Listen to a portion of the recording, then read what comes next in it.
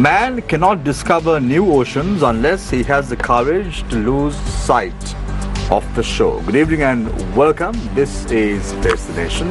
Our topic of discussion today is the future of tourism in Sri Lanka. Joining us this evening on the show are Chalaka Gajabahu, former chairman, Sri Lanka Tourism Promotion Bureau. He is now the head of destinations for classic travels. Also joining us tonight on the show is Nishad Wijetunga, Sri Lanka Association of Inbound Tour Operators. He was the immediate past president of the organization.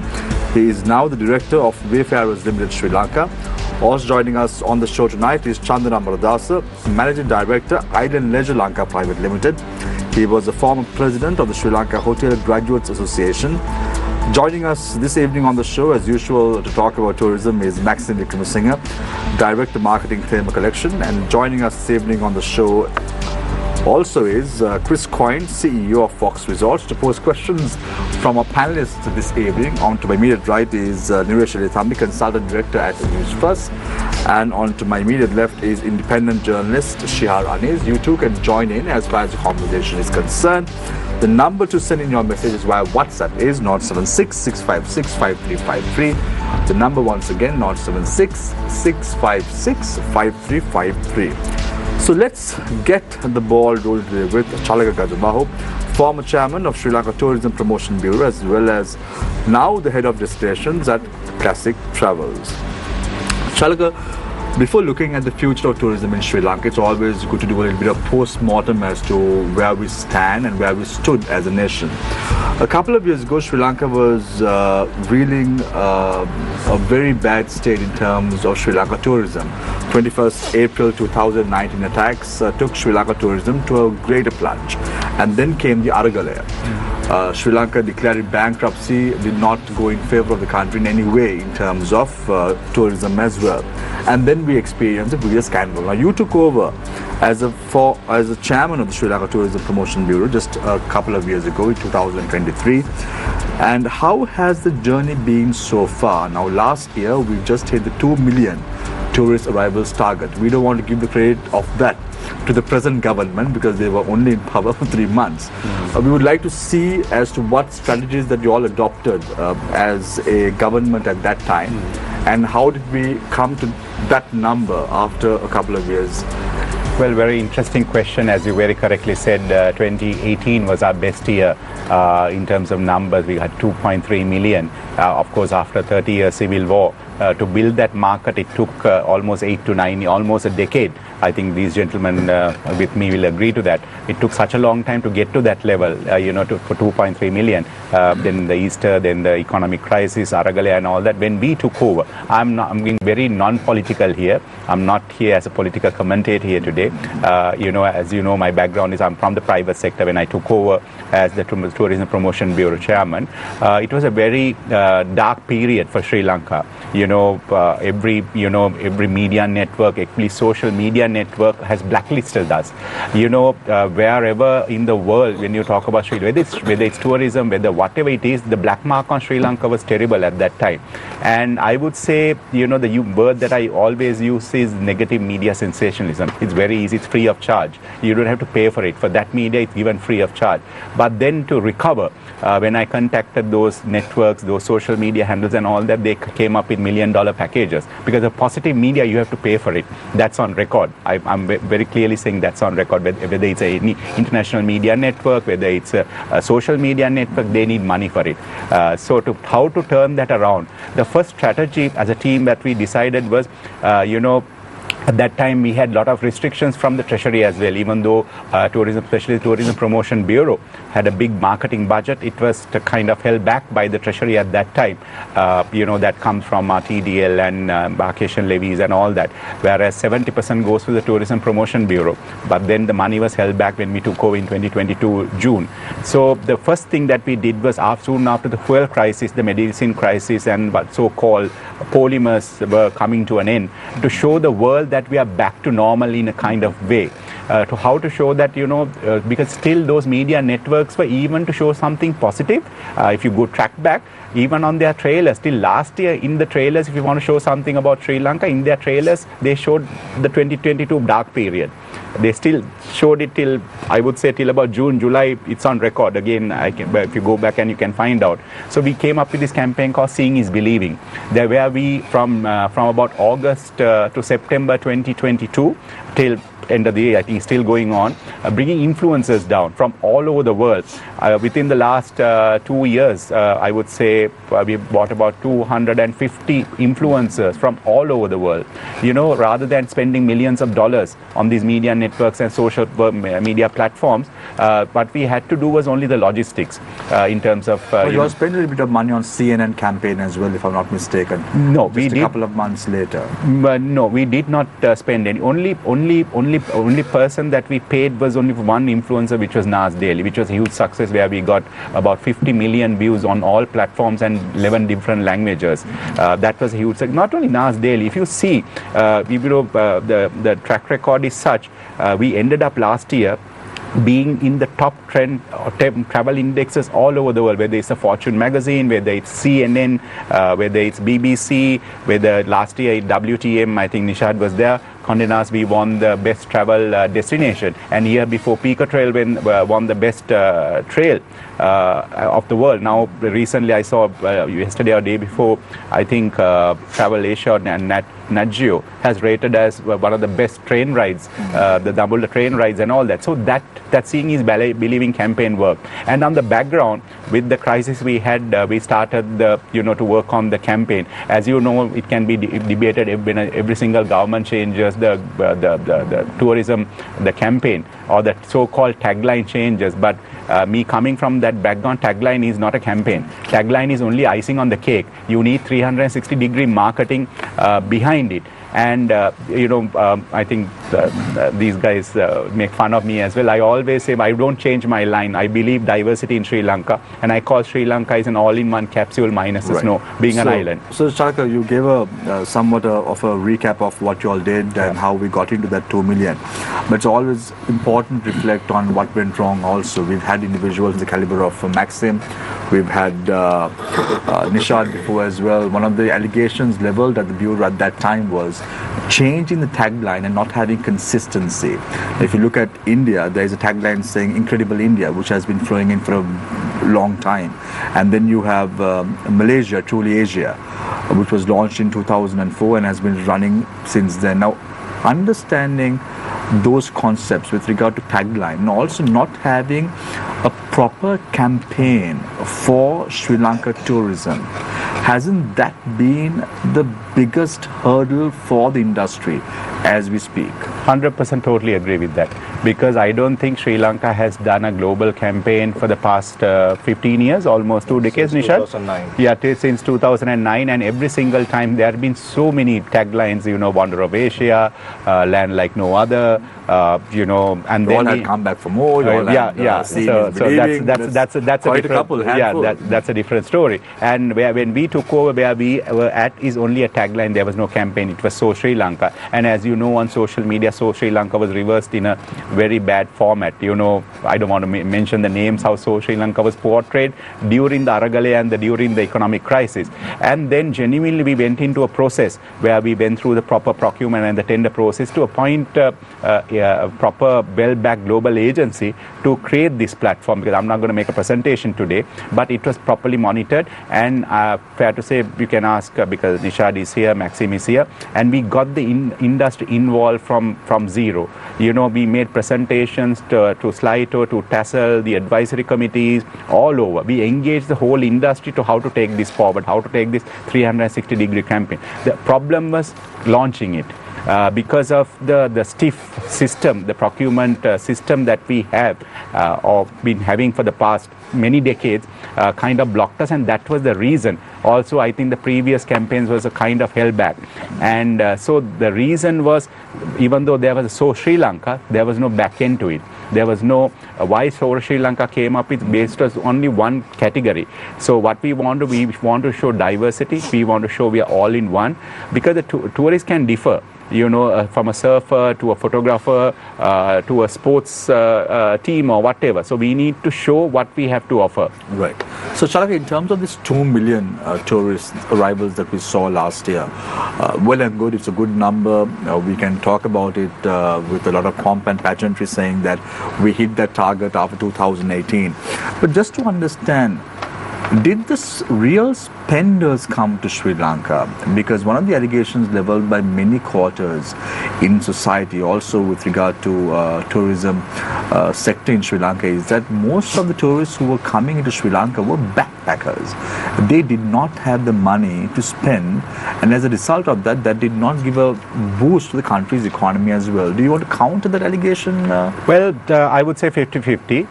You can counter it also, but like the double-edged sword. Don't forget that we came out of COVID, and we were trying to come out of an economic crisis, and the whole industry had huge loan moratorium issues and all that. They're still going through that, if I'm not mistaken.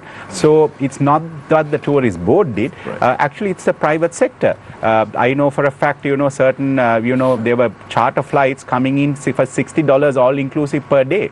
All inclusive. That is not what the tourist board. That's why, don't forget, tourist board, especially SLTDA, came up with the minimum room rate, where the industry came back and said that's not the right thing to do. Right. But then on record again, due to the minimum room rate, for the first time in the history, all the Colombo hotels paid the highest service charge for the employees in the country at that given time. So we tried to do it, but it's like I said, there's right, there's wrong as well. So it's a double-edged sword. So the 2 million, and don't forget, backpackers are very important to us. Backpackers are the future of CEOs, the doctors and the engineers and all that. And it's always quality versus quantity. Now, if you look, I'll finish this, where if I compare ourselves to Maldives, numbers are the same. It's 2 million, 2.1 million, 2.2 million. Whereas Maldives, a traveler spends roughly about $500 per day, whereas when we took it's 160, but it had grown to $180 per day. So the target in 2029, when we set the target, the 5-year plan was to achieve that $500. Very quickly, Chalaka, before I move to Nishad, the visa scam that took place in the country with regard to the on-arrival visa, did that in any way affect tourism arrivals to the country? I think it did. I'm being a very independent, neutral person to say it did, because our target of 2.3 million, which was not 2 million, was not our target. Our initial target was 2.3 million. To an extent, I would say affected, because there were a lot of, I think, the gentleman here, if I said no, I think they'll have a different argument with me. But they know we went and met the necessary authorities. So many meetings we had to try and solve this problem out. And it was on the verge of happening, but it didn't happen. And don't you think it's a political tug of war that led to this problem, and as a result of that, that should have been sorted out it should have been. It should have been sorted, because don't forget, from a tourism point of view, from our ministry of our tourist board point of view, I think Nishad was also part of that committee, where we worked on a 30 or 40 countries free visa program. We were working on it at that time when this came out of nowhere in last April. Absolutely, again on record, we did not have any clue that this was coming on record. So, simple as that. Thanks a lot, Chalaka Gajabahu, former chairman of Sri Lanka Tourism Promotion Bureau, as well as the current head of destinations at Classic Travels. And now move my attention towards Nishad Wijetunga, immediate past president of Sri Lanka Association of Inbound Tour Operators, as well as the director of Wayfarers Limited Sri Lanka.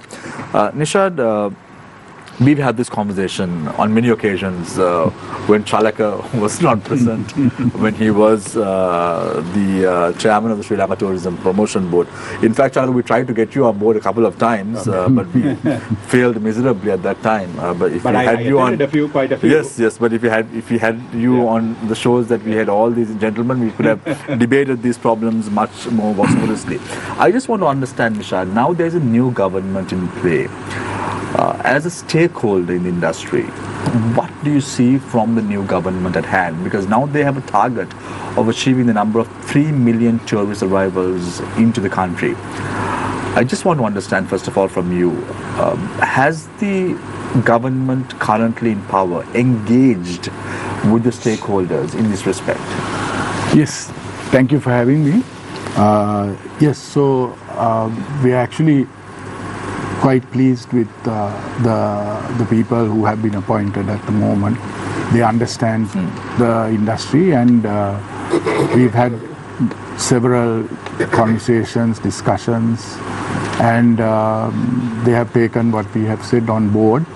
As for the 3 million target, well, that is a target, and we have also given it to them in writing. We've given at the first meeting itself, we gave them some points that they should actually work on if they really need to get this target, and also to support the industry. So one thing, the most important one was to launch this global campaign that was almost launched, and then it got delayed.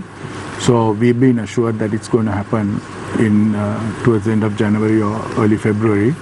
Also, we have a few other matters to be sorted out, like for example the illegal businesses, the transport sector for tourism. The fleets are over 15 years old. The reason I'm talking about it is because coming from a DMC background, or coming from the DMC industry, our main role is transportation and putting tour packages together. So transportation is a vital part of that. As you know, our vehicle fleet is nearly 15 years old, and so that side of it we need to look at. They've engaged with us very positively so far, and one of the things that we've talked about and have been talking about to multiple governments over the years is the issue that even Chalaka mentioned, where the Sri Lanka Tourism Promotion Bureau has a massive budget. We have the money, and that money has not come from the state. That money has come from within the industry, which we have contributed over the years. And 72% of that goes to the Tourism Promotion Bureau, and it's essentially for promotion. But unfortunately, promotion has not been done, because over the years what happens is come to the verge of launching, and then something breaks down somewhere. So how much is this amount that we're talking about approximately? When you say 72% in terms of monetary value, how much are we talking about? Okay, Chalaka, can you enlighten us on out of that, it's a when you combination left? of tourism development levy is one, but then the embarkation levy is another. So I don't how know much are we talking about? I can't remember the exact figure, because SLTD had I think it's there on the records as well. I think annually last year, if I'm not mistaken, we ended up with about 5 billion. That is the income. But in the reserves on record, I think there is about 8 to 9 billion, if I'm not mistaken. So about 9 billion is on reserve on tourism promotion. So Nishad, I just want to understand now, if you look at the tea industry for an example, there is a big tea industry promotion budget as well, but this money is been taken by the Sri Lanka Tea Board for various activities whenever they want, based on the Women Fancy. There has never been a campaign launched for the Sri Lanka tea industry also, unfortunately. Is that the same fate that has befallen the Sri Lanka tourism industry, which is over a $7 to $8 billion industry as we speak? So it's like this. I can't really comment about the tea industry, but it's sad to hear that, because I know they have a cess and they collect. So therefore, it's a similar situation with us. We generate that money for promotion. But So are you trying to tell me, Nishad, just to understand? Yeah. You have approximately 5 billion rupees in the Tourism Promotion Bureau. He just said 9. 9. No, that's in reserve. That's in reserve. Yeah. But Yeah. let's talk. By the way, Treasury wanted most of that money back in the last 2-3 years because but of the conditions. refused to give it. Certain amount was given. It's like this. How it works is, if the money is not spent on what it is supposed to be spent or budgeted, that is the law of the land, or that's how the monetary thing works. Then you have to give it to the Treasury.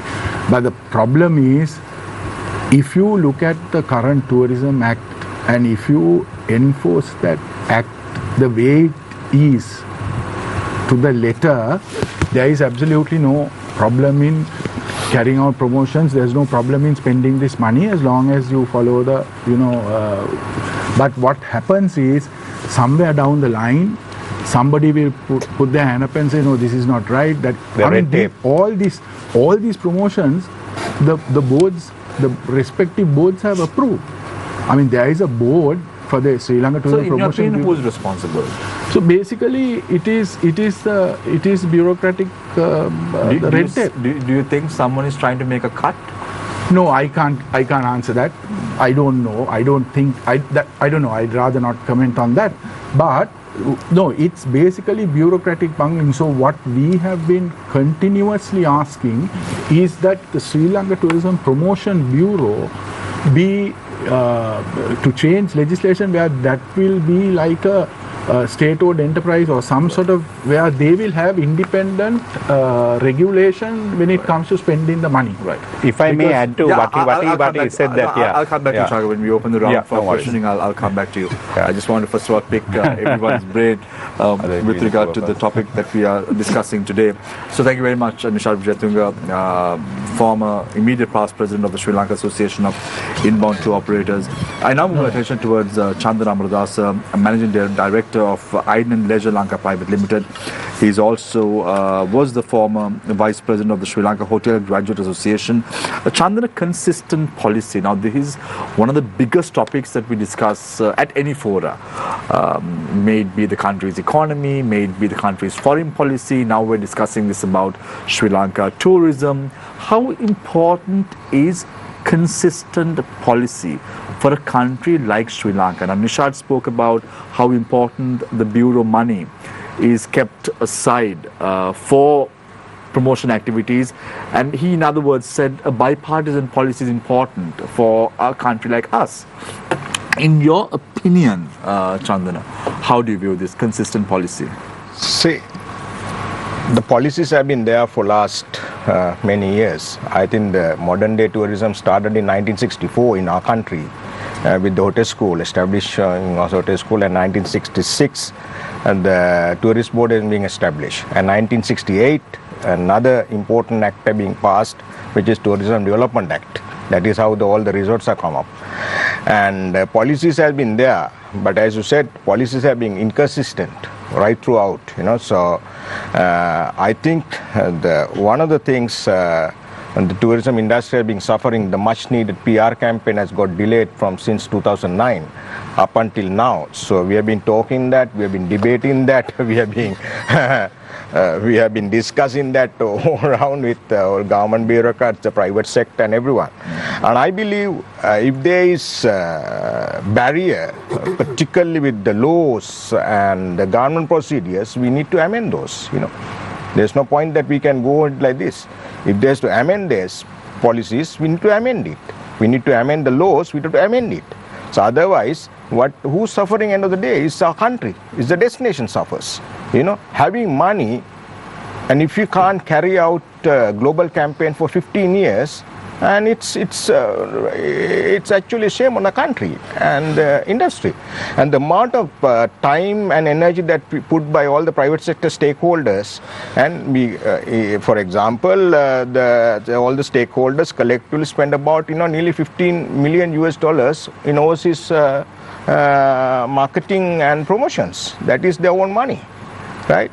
And today, unlike those days, a couple of years back, and inbound operators are VAT liable now, right? And they are responsible for bringing about 65 to 70% of the total arrivals to the country, and plus also nearly 65% of the revenue to the country out of about say 4.3 billion US dollars in 2019, and inbound operators are this one. And moving forward, the industry to move forward from now onwards, we need to have a capacity enhancement of the rooms. So we have about 50,000 rooms in total, starting from 1-star to boutique hotels to villas to 4-star to 3-star to 5-star together, right? That is not sufficient for us to move forward, right? So we will come back to all this, Chandana, momentarily as we go along, because we'll discuss about rooms and all that as we speak. But I just want to understand, Chandana, now, you say that if it's important to amend laws, we should go ahead and amend laws. Of course. Now, the government has got a very good opportunity. Yeah. 159 members in Parliament. That's over a 2/3 majority in Parliament. Yeah. So if you look at it, what sort of measures must the government do, or what sort of legislation are you all expecting as stakeholders? See, it's all about implementation and the results, what matters. Yeah, but if the results are not there, even to come to that, but what sort of laws do you require? Now, after laws are regulated now for example, Tourism Act passed in 2005, and that is the same thing which is still ongoing.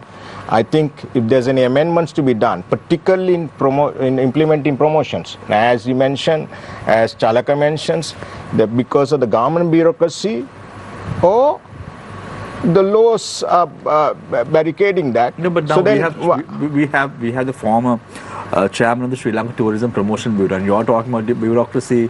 Nishad is talking about bureaucracy. I really want to ask Chalaka, is there bureaucracy? So I don't know the exact tender procedure of those. Yeah, what is exactly? When I come to my next, I can easily answer that. You can answer, but I just want to know, who are you pointing the finger at, Chandana? Yeah, probably. I think there is. I just want to understand. Who are you pointing? To be honest, I haven't got involved in any of these procedures of in the past. Yeah. But I strongly believe there are so many government institutions are involved.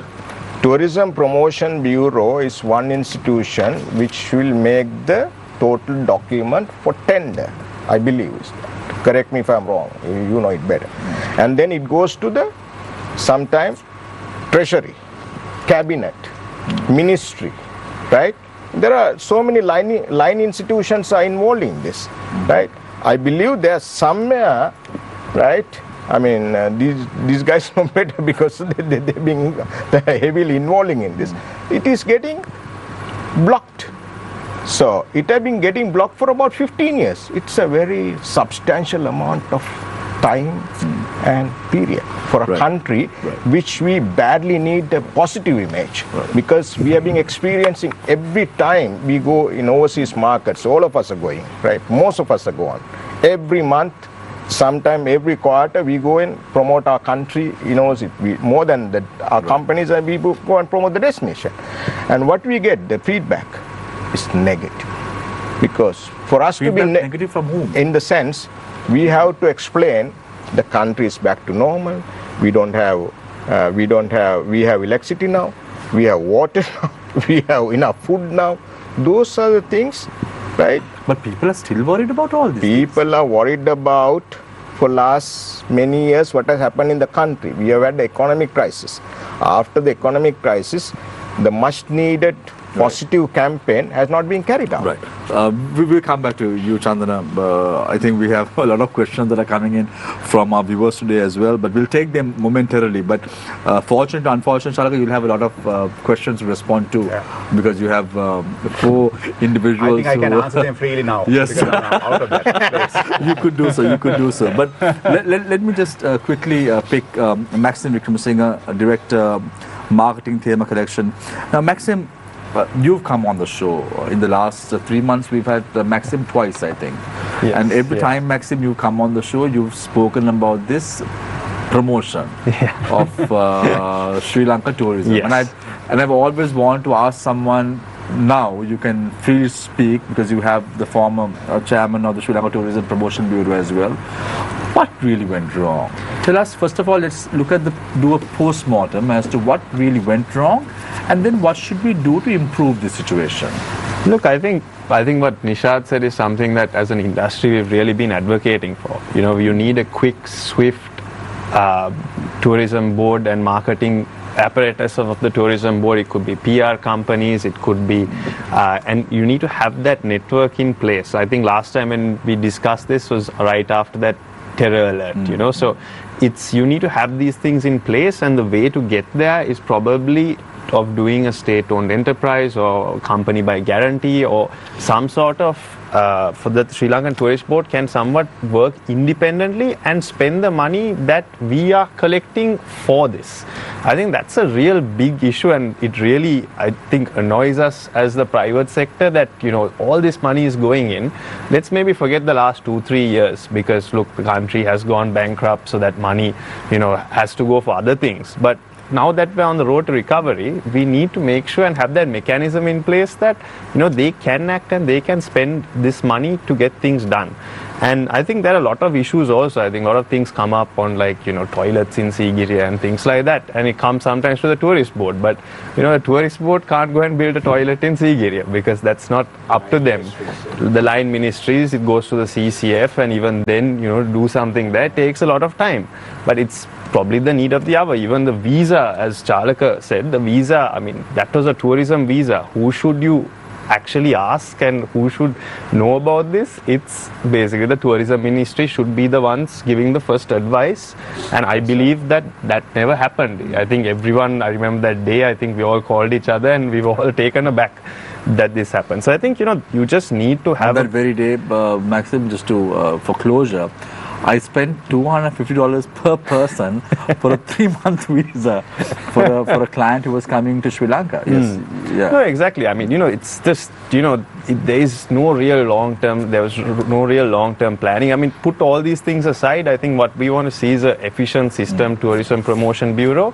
And also, I think, these small issues are quite easy to fix on a day-to-day basis. And, finally, if we can have a long-term plan that would really, even in terms of capacity planning, in terms of the sustainability of the destination, these are all things that we see that they come, but they can't get implemented and they can't really get through. Right. So Maxime, we'll grill you further as we go along on these aspects, but I just want to understand now. Thema Collection is going to launch a all-female hotel in Kandalama a couple of days from now. Yes. Now tell me, based on the regulations in Sri Lanka, Maxime, how do you intend to do this? Because if it's going to be an all-female staff,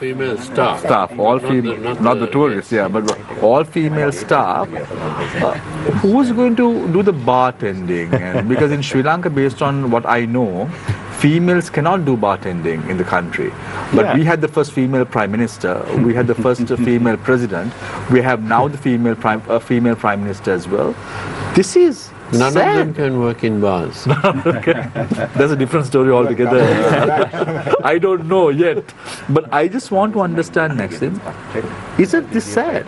No, it really is. Look, I think nowadays we have a huge human resource crisis. I think, because we also have a DMC, so we see it from, in terms of guides, chauffeurs, but even in hotel staff. And, if you don't have this regulation to actually do it, I think we'll actually have to probably fight it and tell them this is our concept and this is a very sexist law in itself. But I think just like that, there's a lack of practicality sometimes. If you really think that tourism is going to be, the number one industry in 5 years maybe, then we have to really create that system, because, you can do it, and as you see, I think there's no survey that's been done, but if you see the amount of places serving alcohol in a tourist area, almost none of them have licenses. So it kind of shows you that the entire process is broken. Yeah, but Maxime, now this serving alcohol matter. Yeah. Now, we don't see alcohol being served at 5-star hotels in Colombo during Poya Day. However, you go to Unnavatna, for an example, you'll see tourists having a beer or some hard liquor on the beach, and these are being served by hotels. Yeah. So how do you view this? Because there are regulations, but there are individuals who violate these regulations as well. No, look, I think, the thing is, there is no usually a system in place that is, I would say, economically viable. For example, if you look at Unnavatuna, I don't think legally they are allowed to have a license because of the temple which is close by. I'm not 100% sure on that, but that's what I believe. Along Devala Road. Yes. So, there are lots of regulations like that within a school, within all of that. And, we also have to think at the end of the day, if you go to all these other countries in Asia, you get like beers. Thailand, for example. You go to a roadside shop, they'll serve you a beer. I don't know if it's legal or not. I don't know what's been done there for that to happen. But look, at the end of the day, if it's freely available, it's available, and it's something that we really have to start looking at. And I think just also wanted to come back on even the fee question of females and working in all that. I think it's it's 2025 now. It's time we. So, but very quickly, Maxime. So, is this going to be a all-female staff hotel, or are you going to have stiff opposition from the government? See, look, at the moment, we're just opening, so the thing is even getting I think, let me come in, it's to be fair on them, it's a very good concept, you know, and female participation in the total industry is, I think, less than 10%, you know, in Sri Lanka's tourism. So I'll come back to Chandana, but I just want to ask Maxime this there. Yeah, look, I think, you know, for us also, I mean, the whole idea is also we want to try and bring in more female participation So you're into the yourself industry. for the opposition as well. Yeah, I mean, look, at the end of the day, if no one is there to actually try and change things and break those molds, it has to happen, right? It really has to happen. And I think, you know, there's a lot of questions around it, a lot of things that have to be answered. But, you know, we need to, as a country, also try and get more female participation and really expand our industry if we want to lead those heights. As well. Yeah, absolutely, absolutely. Thanks a lot, Maxime Wickramasinghe, Director Marketing, Thema Collection. I now have Quyn, CEO of Fox Resorts. Now, Chris, one of the biggest issues faced by the industry at the moment is getting some tickets to go to. Now, Sri Lanka has been named as a 7th destination by a magazine, saying that we have the 7th best train ride in Sri Lanka. But when you try to get a ticket to go on this train, it's nearly impossible. It's nearly impossible. And however, there are individuals who are selling these tickets at approximately 40,000, 45,000 rupees. So Chris, what's happening? Is this what we want as a country? Okay, Shamir, first of all, good evening everybody, and thank you for having me on the show. You brought the topic up of the train. Okay. See, I'll tell you my experiences. 2 weeks ago, I had to go to Jaffna, and I went online, and it clearly said there were 70 odd tickets available. Within 15 minutes, I was at the station, and I went up and asked for the tickets. They said, I'm sorry, everything is sold out. So I told them very clearly, look, I can show you tickets are available, but it makes no sense trying to tell them that. They said, no, it's not available. So I come back, I make a few calls to agents, to travel agents, and a 3,000 rupee ticket I get for 14,000. And I buy 2 tickets or 3 tickets, and I go and come back. Okay, so one way. I'm really happy to see what Nishad said, where he's in touch with the government now, and he feels positive that they are going to come up with some solution, and there's a positive talk. Chris, so, I just want to interrupt you for a second. Now, this government came into play saying that corruption would be stopped completely. Now, correct. Hasn't that happened after this Definitely government has come into power? Definitely not. I can openly say that, because you can go now, right now, Google on your phones, tickets to Elder. You can't get a single ticket. Once a month, they will put some tickets out. And a ticket that will say 500 rupees is sold for 40,000 and some unreal amount. It is there. You can go do it now and see. Besides that, there are so many dubious websites selling tickets.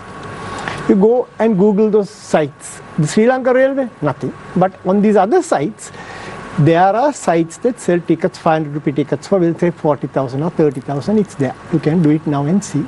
You mean to say that politicians in the government or the tourist board don't know about this?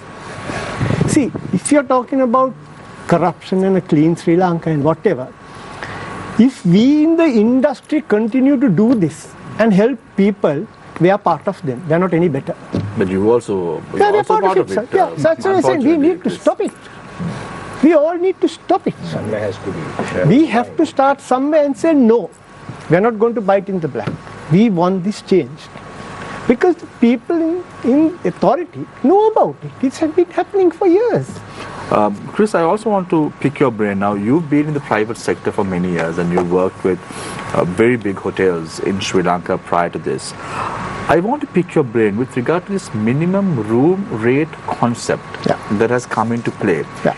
Is that favorable? Because Chalaka spoke about it as well. I just want to pick your brain on this. We'll have a discourse about it momentarily, but I just want to pick your brain on it. So I was working, I think at that time it was the Uberoi.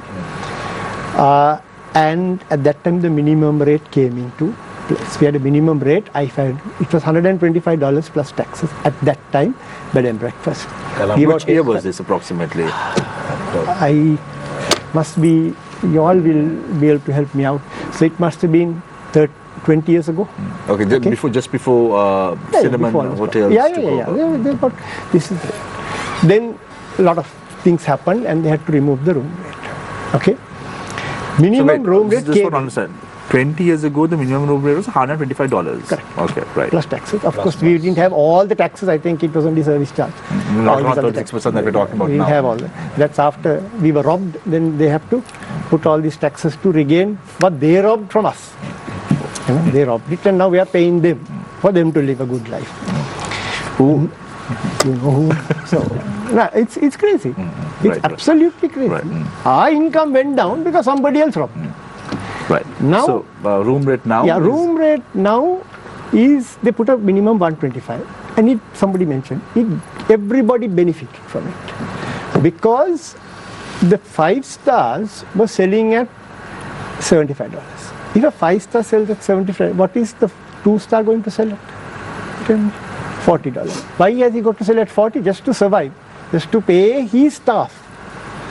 When I think they made it 110, correct? Nishad, on the room rate 110. Yeah, the last time they Put came it up. out. I think it's a 190. It was absolutely a great initiative, and we should have stuck to it.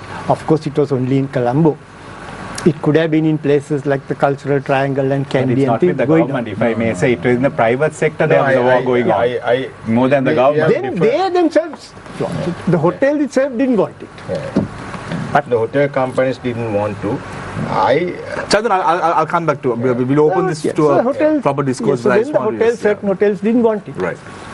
But the government should have said, oh, you have a minimum rate, and the hotel said we should sell whatever we want.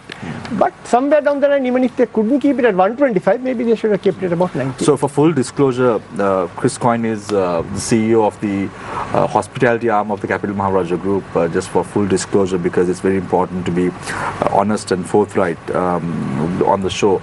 I just want to ask you, Chris, now this liquor license matter is one of the biggest concerns for a lot of properties, hospitals, hotels in Kandy. How is the industry looking at this? The previous regime they made some changes, and they gave hotels like us a soft liquor license where we could serve beer and wine after 6 years in operation. Thankfully, that was a good thing, and we appreciate it. Now, on the 31st of December, 2 weeks ago, a week ago, they said, that's over. They gave us notice and they said, we will renew it, but they didn't renew it. Okay. So now we have to apply, and they have a long process, a long process just to make sure we don't. It takes maybe even 6 months to get it. Now, we are a company that pays all taxes, and we are registered with the tourist board.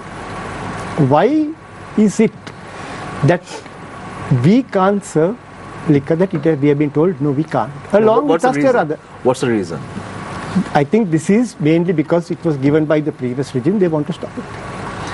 I hope that we can resolve this in the future, but it doesn't seem to be as of now. I can tell you that as of now. So you're saying effective 1st of January 2025, you are not able to sell wine or beer? Nothing. Or even hard liquor to any of your guests? Nothing. We can't do. Also, when we had the liquor license, you say even on the 25th of December, if you're a 4-star, 3-star, 3, 4, 5-star or a boutique property, you can serve alcohol on Christmas Day. We couldn't. So you're serving it with 2 different spoons from the same place. Chris Quyn, CEO of Fox Resort, as I said before, for full disclosure on the show, Chris is the CEO of the hospitality arm of the Capital Maharaja Group. So I want to open the floor for questions from our panelists, from our journalists. On the immediate right is Nishad Consultant Director at Newsfirst. Shihar Ranis is on to my immediate left. With your permission, gentlemen, I'm just going to ask one question from Chalaka before I give them an opportunity, because bureaucracy was one of the topics that was hotly spoken about. Chris spoke about it, Nishad spoke about it, Chandana spoke about it, Maxime spoke about it as well. I want to give you an opportunity to respond to that, because you were also part of that bureaucracy, whether you like it or not, just a couple of months ago. Yes, I totally agree with that. I totally agree with the bureaucracy, because 30 plus years of my life I was in the private sector, especially in the marketing side of the field. But let me tell you one thing, I think to my knowledge, the only government arm which is a marketing arm is Sri Lanka Tourism Promotion Bureau, which stands by itself. Yes, you have T-Board, yes, you have they do campaigns, but it's overall. But Sri Lanka Tourism Promotion Bureau is the marketing arm of tourism. But where I'm going to be very upfront, I hope no one will get this wrong in any way.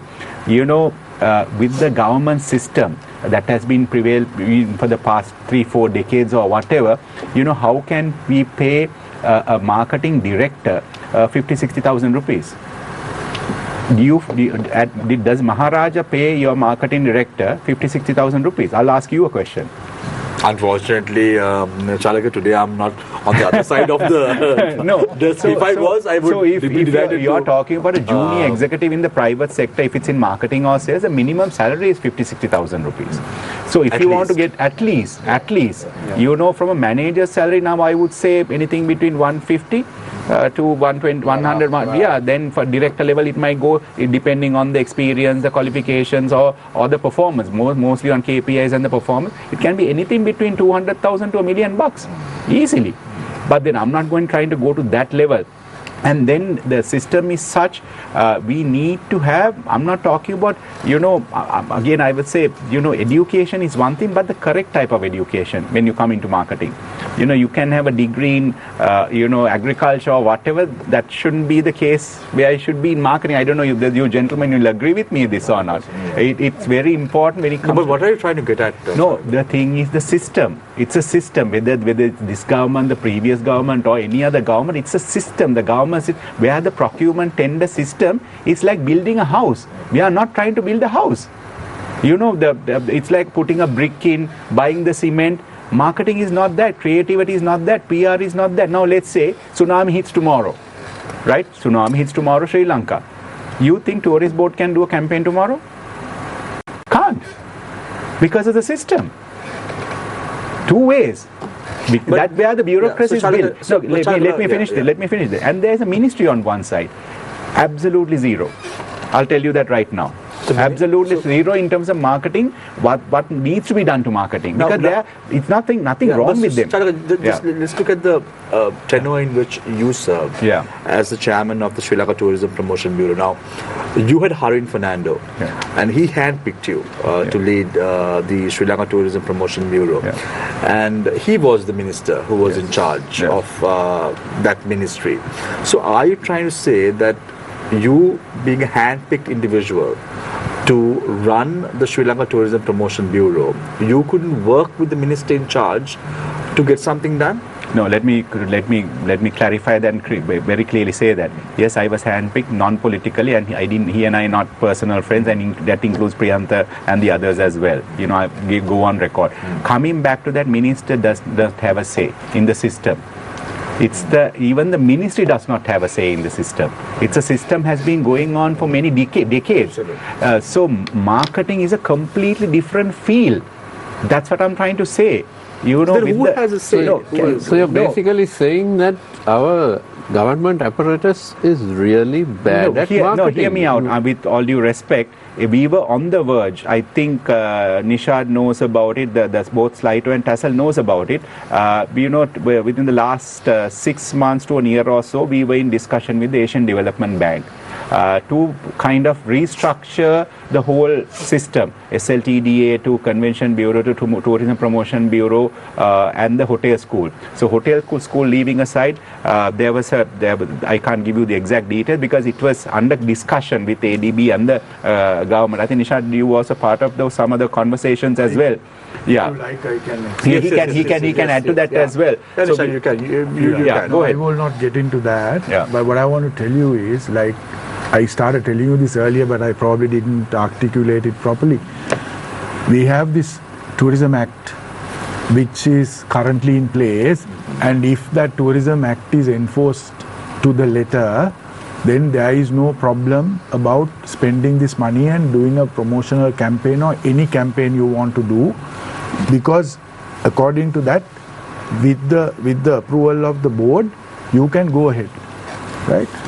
But the issue is, over the years, different people, different, heads of the institutions, whatever, have been sending these things for approval to the treasury, to the finance ministry, to the cabinet, to the tourism ministry to start with. So actually that is what I think he was trying to say basically. Yeah. So end of the day, the guy who gets the authority to put the final signature on that dotted line has no clue about anything. So he is following 100% some kind of government, what they call tender procurement procedure. No, not tender procurement procedure. It's AR and FR, yes, right? AR and Administrative regulations and financial regulations of the government. That is the reason that we have said that at least the Tourism Promotion Bureau has to be removed from this.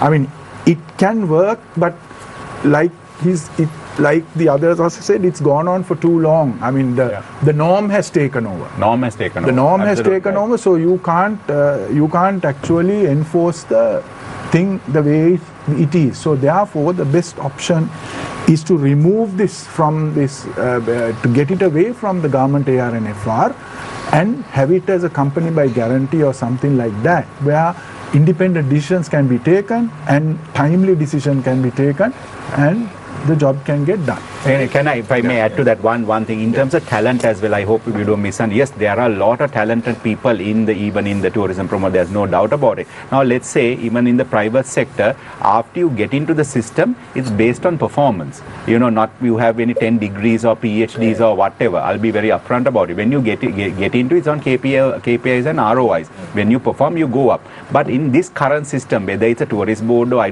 think all the other sectors as well, you have to stay X number of years to become X person, and this number of educational qualifications to get to that level. And if I see a young talent, if I want to promote he or she, no way, I can't do that. I can't give her even a responsibility. That is the government administrative regulation. Nothing wrong with the people who's working there. Let me be very clear. Otherwise, they might think that I'm trying to know. They are very talented. They need proper training and proper salaries to start with to motivate them.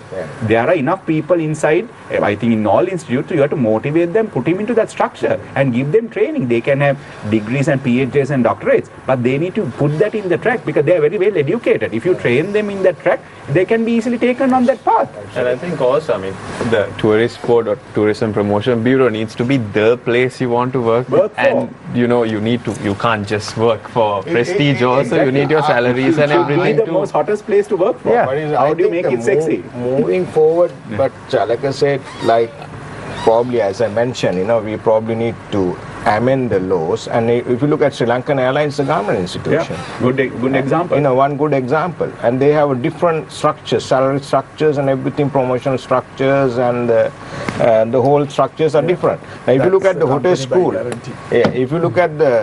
school, you simply can't get a high quality individual to lecture the school now because of those salary structures. The remuneration structure is such, you simply can't attract quality people to the faculty. So when you don't have faculty, you don't have quality people, how do you expect the the entire industry in the future to be this way. Shavir, let me ask a question from Chris, and then Maxime also can respond to this. Now we are talking about 3 million tourists for this year, right? Which is like almost 15% of Sri Lanka's population. Do we have the capacity now? 3 million, high number of tourists means it's about more flights, more airport traffic, more hotels, more hotel rooms, more vehicles, more food, right? Do we actually have that capacity? Because I'm asking this because now we are struggling with this rice issue, rice shortage, and then coconut shortage, right? Do we have the capacity? Looking at the plan to get 3 million tourists is a difficult task. You rightly said because of the infrastructure, because we may not have the capabilities to do it right now. And it is also difficult because you can't just come in a month and say, I want to have 3 million tourists. Won't work. You have to work over a period of a couple of years and come to that. We hit 2 million tourists last year, 2,050,000. I think maybe we'll come to about 2.4 billion, maximum 2.4, 2.5 if we work well. But they need to see if they're going to bring this 2.5 million, we need to know where these tourists are going. Right now, we don't know out of this 2 million who came last year, where was it divided? We can say they went to the south or they went to the north or went to the east coast, or you can't divide it. You don't know where these people went. Which means I don't think anybody can. We don't know. We don't know where the 2 million was distributed. He's not aware. Which means you say that there is no proper information about there is information, but not everything is there. So we don't know. If you ask anybody here, these 2 million tourists, where did they go? How many went to Kandy? How many went to the cultural triangle? It's not on the tourist board. But I'm sure this data is available if you look at the number of hotels. Data is available on accommodation, this thing. So how does it, the statistics being collected, every hotel end of the month must submit a report, number of guest nights and number of room nights in each and every hotel. So each and every location they're being calculated and finally come to a figure. But you can't go with that. But what he's saying is we have an issue with informal sector also, which is not being regulated. So whatever regulated, we have figures mostly. Whatever not regulated, we don't have. But the difference is that huge. Regulators is only 50,000 rooms. Unregulated, there are 40,000 rooms. No, 40,000. Number is 40,000, which is not playing. It's around 900,000 rooms, and out of which 9,000 rooms are luxury. What he said was very correct. We can't get the high-end tourism that we want with 9,000 rooms. Yeah, we can't. We have only 9,000 high-end rooms. Also, to that point, if you say, also to that point, very quickly, Chris, because we have a lot of questions I want to. See, if you have to be 3, 4, 5-star boutique, you have to have a minimum of 30 rooms. Our hotel has 26 rooms. We are in no man's land. Tourist board gives you on the size of your room whether you are 3, 4, 5-star or boutique, which is rubbish. It is on the facilities that you give. No point giving bad service and having 30 rooms. We won 2 awards. Tourist board gave us an award. Sri Lanka Tourism, SADA gave us an award. But we are still in an unclassified segment. So coming back to my question about 3 million this year, can we basically accommodate? It won't happen. It won't happen because we don't have. No, but we don't have the infrastructure for it anyway. We'll struggle. Even if we got. Very good point. It's a possibility of getting 3 million, but then it can have a massive reverse impact on us if we don't deliver. We have to deliver as well in terms of service. Now, what he said, whether it's on Christmas Day, if the foreigners find out in Sri Lanka on Christmas Day they don't serve alcohol, at midnight mass you have a sip of wine. Right. So now these forecasts. Now these are not forecasts. This 3 million figure, it's wishful thinking, isn't it? It's a target. It's not a forecast. We haven't looked at the numbers over the past couple of years and said, okay, the the forecast should be, okay, from 2 million and something, that it will get to 2.550 or something like that. It's like telling This me, is completely unscientific. Yeah. We are simply plucking a number out of the sky and saying, let's get this. it's like telling me out of 2 hotels, you make 500 million. That's it. And I'll say I'll do 500 million. Right. How I'm going to do it? So I'm getting a lot of questions. Let me just pose this to Chalaka. Now, what is the action plan to attract better yielding tourists amongst the 3 million plan? Now, we spoke about it in your opening statement as well. Yeah. How do we get the cream to come to the country? Yeah, it has to be not a short-term plan. It has to be a long-term plan. I think that it is in the system, the 5-year plan that we perform. Again, going back to this 3 million figure, it's not like a target that we can't think of. It is possible.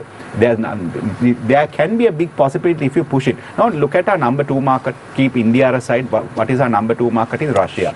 But in Russia, do we get the correct market? With all due respect, in terms of expenditure. I'm asking these gentlemen over here. Do we? No, we don't. We get the lower spend, even though the numbers are big, the expenditure is very low. Whereas the high spending oligarchs and the families and the Russians, where do they go? Maldives, next door. But Chalaka, just correct me if I'm wrong. Yeah.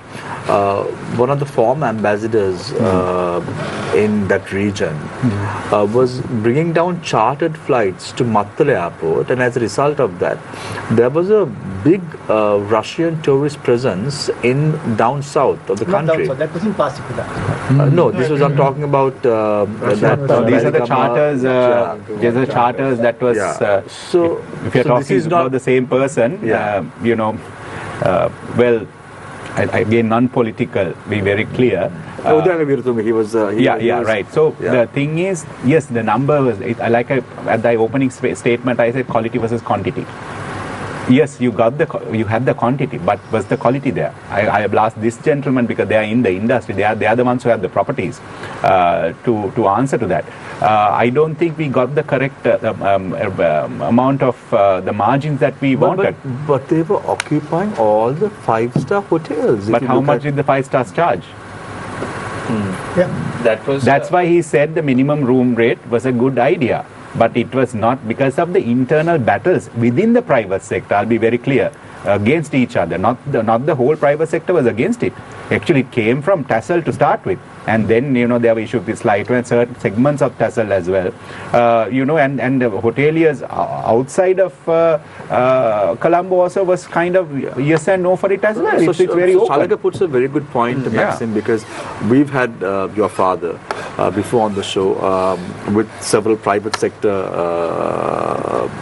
hoteliers, and one of the arguments that ensued at that point was the competition between the private sector companies. Yes. They are cutting down cut each other to get some tourists. So this is also affecting the industry at large, isn't it? Yes and no. I mean, you don't have to do that. It's just, it really depends on the situation of a country. We are talking about coming out of a moment like the Aragale, where a lot of countries had put us on a red list. At that moment, you need to make your country competitive to get in tourists. So it's at the end of the day, you're actually selling for the demand that's in the country.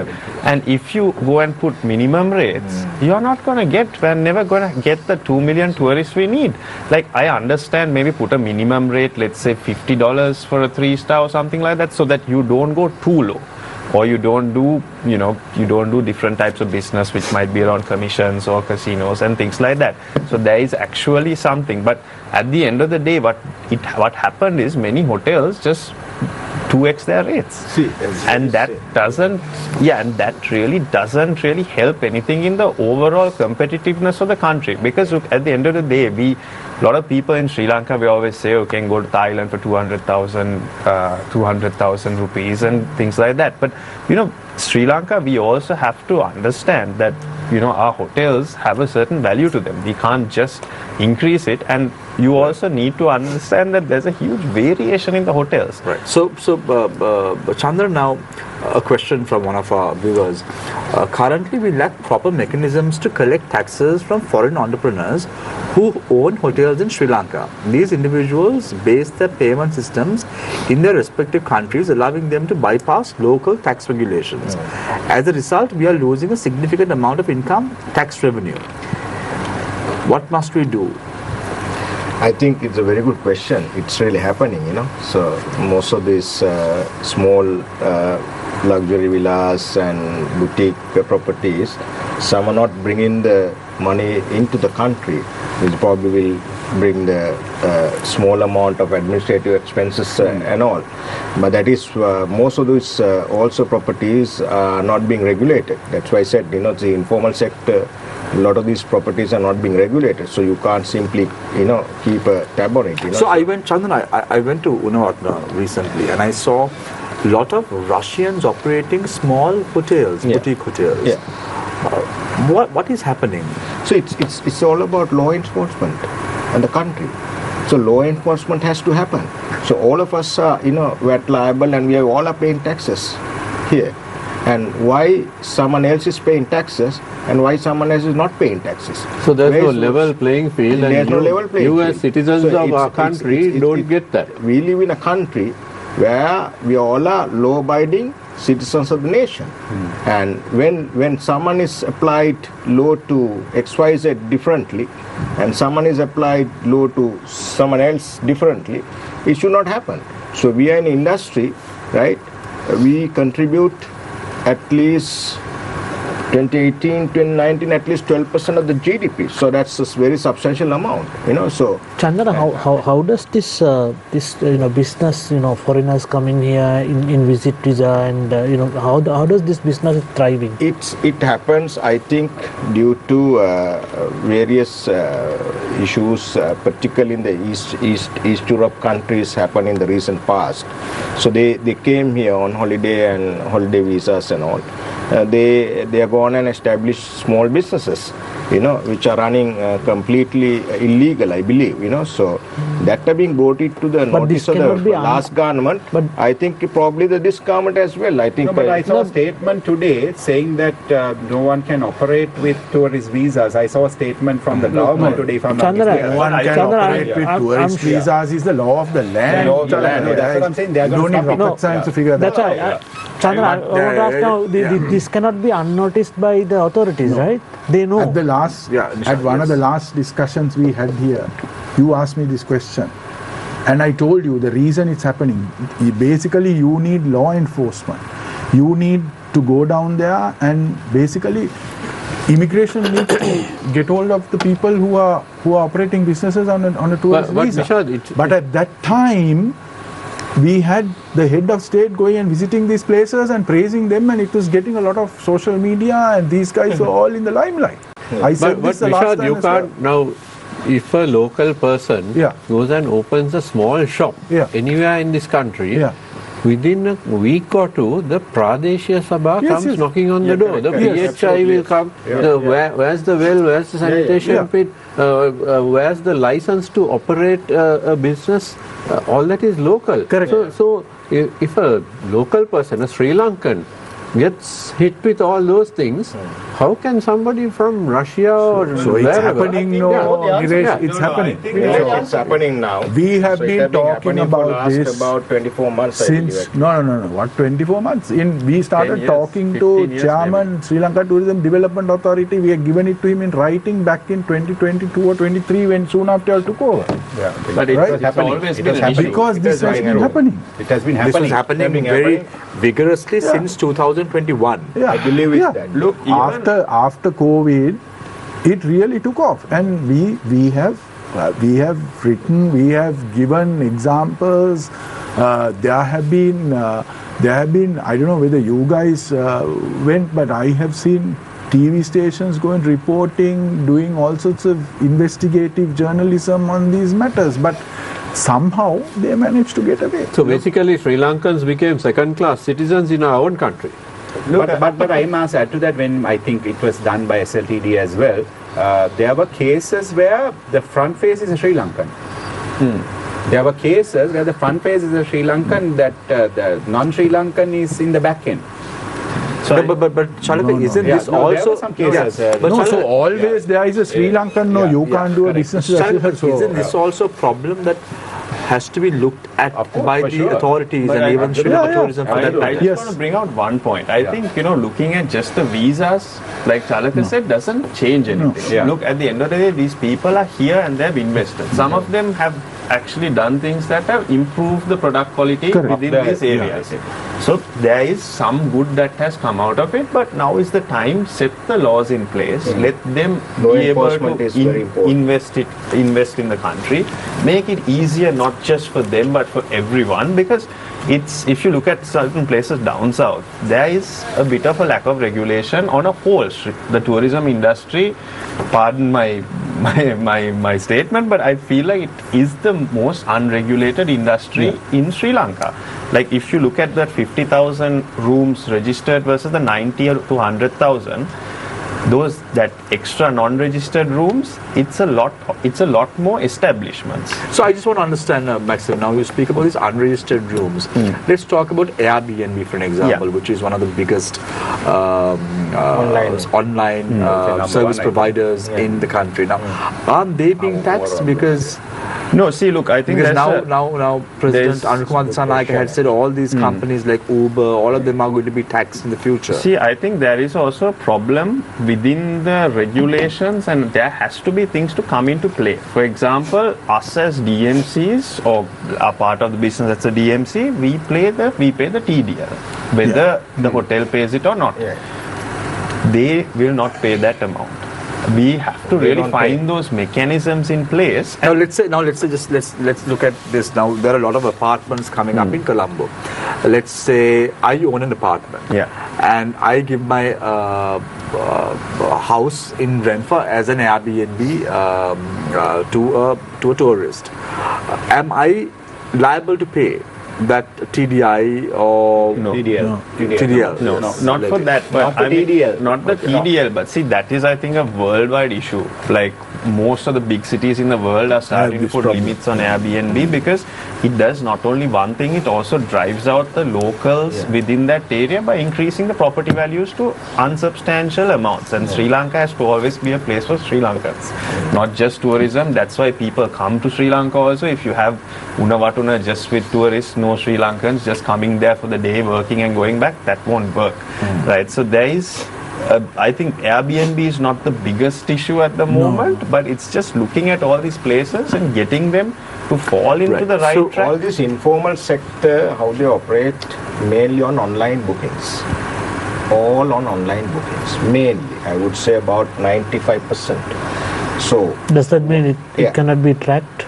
it can be tracked. I believe this is my version of stopping that is, if you put a law or a regulation to say anyone who wants to feature on any online platforms, it should be tourist board registered, compulsory. So we should say these are all multinationals like Booking.com, Airbnb, whatever. The day that we put that regulation, everyone will have to fall into the to the this thing.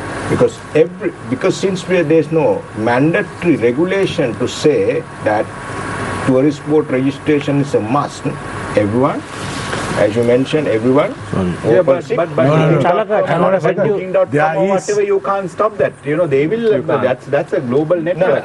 Booking.com. I'm just saying as an example. Booking.com also now coming to for the taxes. Very soon it has to be there in every online agent in that case. So that means they are tax liable to the country. So when you tax liable, those also will have to be regulated. So Chalaka, once when you regulated, that means also all tourism institutions. It has to be regulated under Sri Lanka Tourism Development. So Chalaka, just to understand now, when you go to a country like Greece, for an example, if you go to any of the places of sightseeing, everything is happening online. Only very rarely must you stay in a queue and get a ticket or whatever it is. But when you go to Yala, for example, now there is a question that has been asked by one of our viewers. Why cannot the government make all entrance fees compulsory to make online payments? This will help reduce the queues and time wasted at gates, especially in Yala, which is a disaster. Again, 100% agree. That's what he said in his opening statement as well. So that's why when we went to Yala also, when this particular property was opened in Yala, the Hilton property, we went and visited those places. It was absolutely, forgive me if I like, it was a joke. Honestly, it was a joke. We are using an archaic system to do the ticketing, and still, I recently saw a social media post. There was a massive queue, and only one counter was working at Yala. There's one counter, so then that doesn't fall. Like I think you mentioned this, there are a lot of institutes from the wildlife, from cultural. There are so many other government institutes, they don't fall under the tourist board. No, isn't this a problem? Because you have all these different, you've got tourism, the tourist board. Then sports tourism would come under the sports ministry. Sports tourism, it can work more than sports tourism, but I'm talking about wildlife, culture, then all religious comes under the cultural ministry. Yeah, exactly. So that is a problem. So railways is under transport. Exactly. So but then like he said, can you get a ticket to Alda? Can you get a rain? I'm being very honest to say, I had some friends coming from overseas. I wanted 10 tickets for the Alda. I couldn't get it. Being the chairman of the Sri Lanka Tourism I couldn't get it. I'm telling you. Because he was under the tourism ministry, that is under the railway. That's what I'm trying to say. Transport ministry. But I'll tell you a funny anecdote as well. Like I heard Yala is making a lot of money. What I heard is they were looking at donations to purchase laptops and things like that. Because the issue is Yala is earning money, but that money doesn't go to the DWC. That money goes to the treasury. Exactly, and so they have to. That goes to treasury, and then DWC has to ask for money from the government. That is the difference between TDL and the other institutions. But also we have been repeatedly saying wildlife, archaeology, cultural, Central Cultural Fund, train, railway. These guys earn a heck of a lot of money from tourism. So it is only fair that they come into some kind of an organized setup where they will contribute, and they will also make sure that things will happen. So Nishad, just talking about just one example, I'll give one example. If what Nishad said, Nano station, last year I think we got this project. We had to enter both SLTD and SLTP had to pay 120 million to redo the railway station. But why should tourist board do that? They have enough money to do that. It was a pass through. It happens all over. But when you look at about tourism, they only think of the tourism ministry or the tourist board, but not the other institute. From Yala to the cultural, from the Sigrias and all those places, they collect so much of money. So I just want to talk, Nishad, about these experiences now. Very rarely do you see individuals go and take pictures at Yala. Like if you look at example, let's draw a parallel to country like Tanzania for an example, or even Kenya for that matter. You see an experience at these wildlife reserves, and you see people proposing at these reserves, having bed and breakfast at these reserves. Why can't we create that experience in Sri Lanka? What's the reason? The reason is, if you take places like Tanzania, most parts of Africa, there are private reserves. The reserve is run privately, it's owned privately, and it's run. Whereas in Sri Lanka, everything comes under either the forest department or the wildlife department. So I don't think we should be going into private reserves. That is not the way forward, because we are too small and we shouldn't be doing that.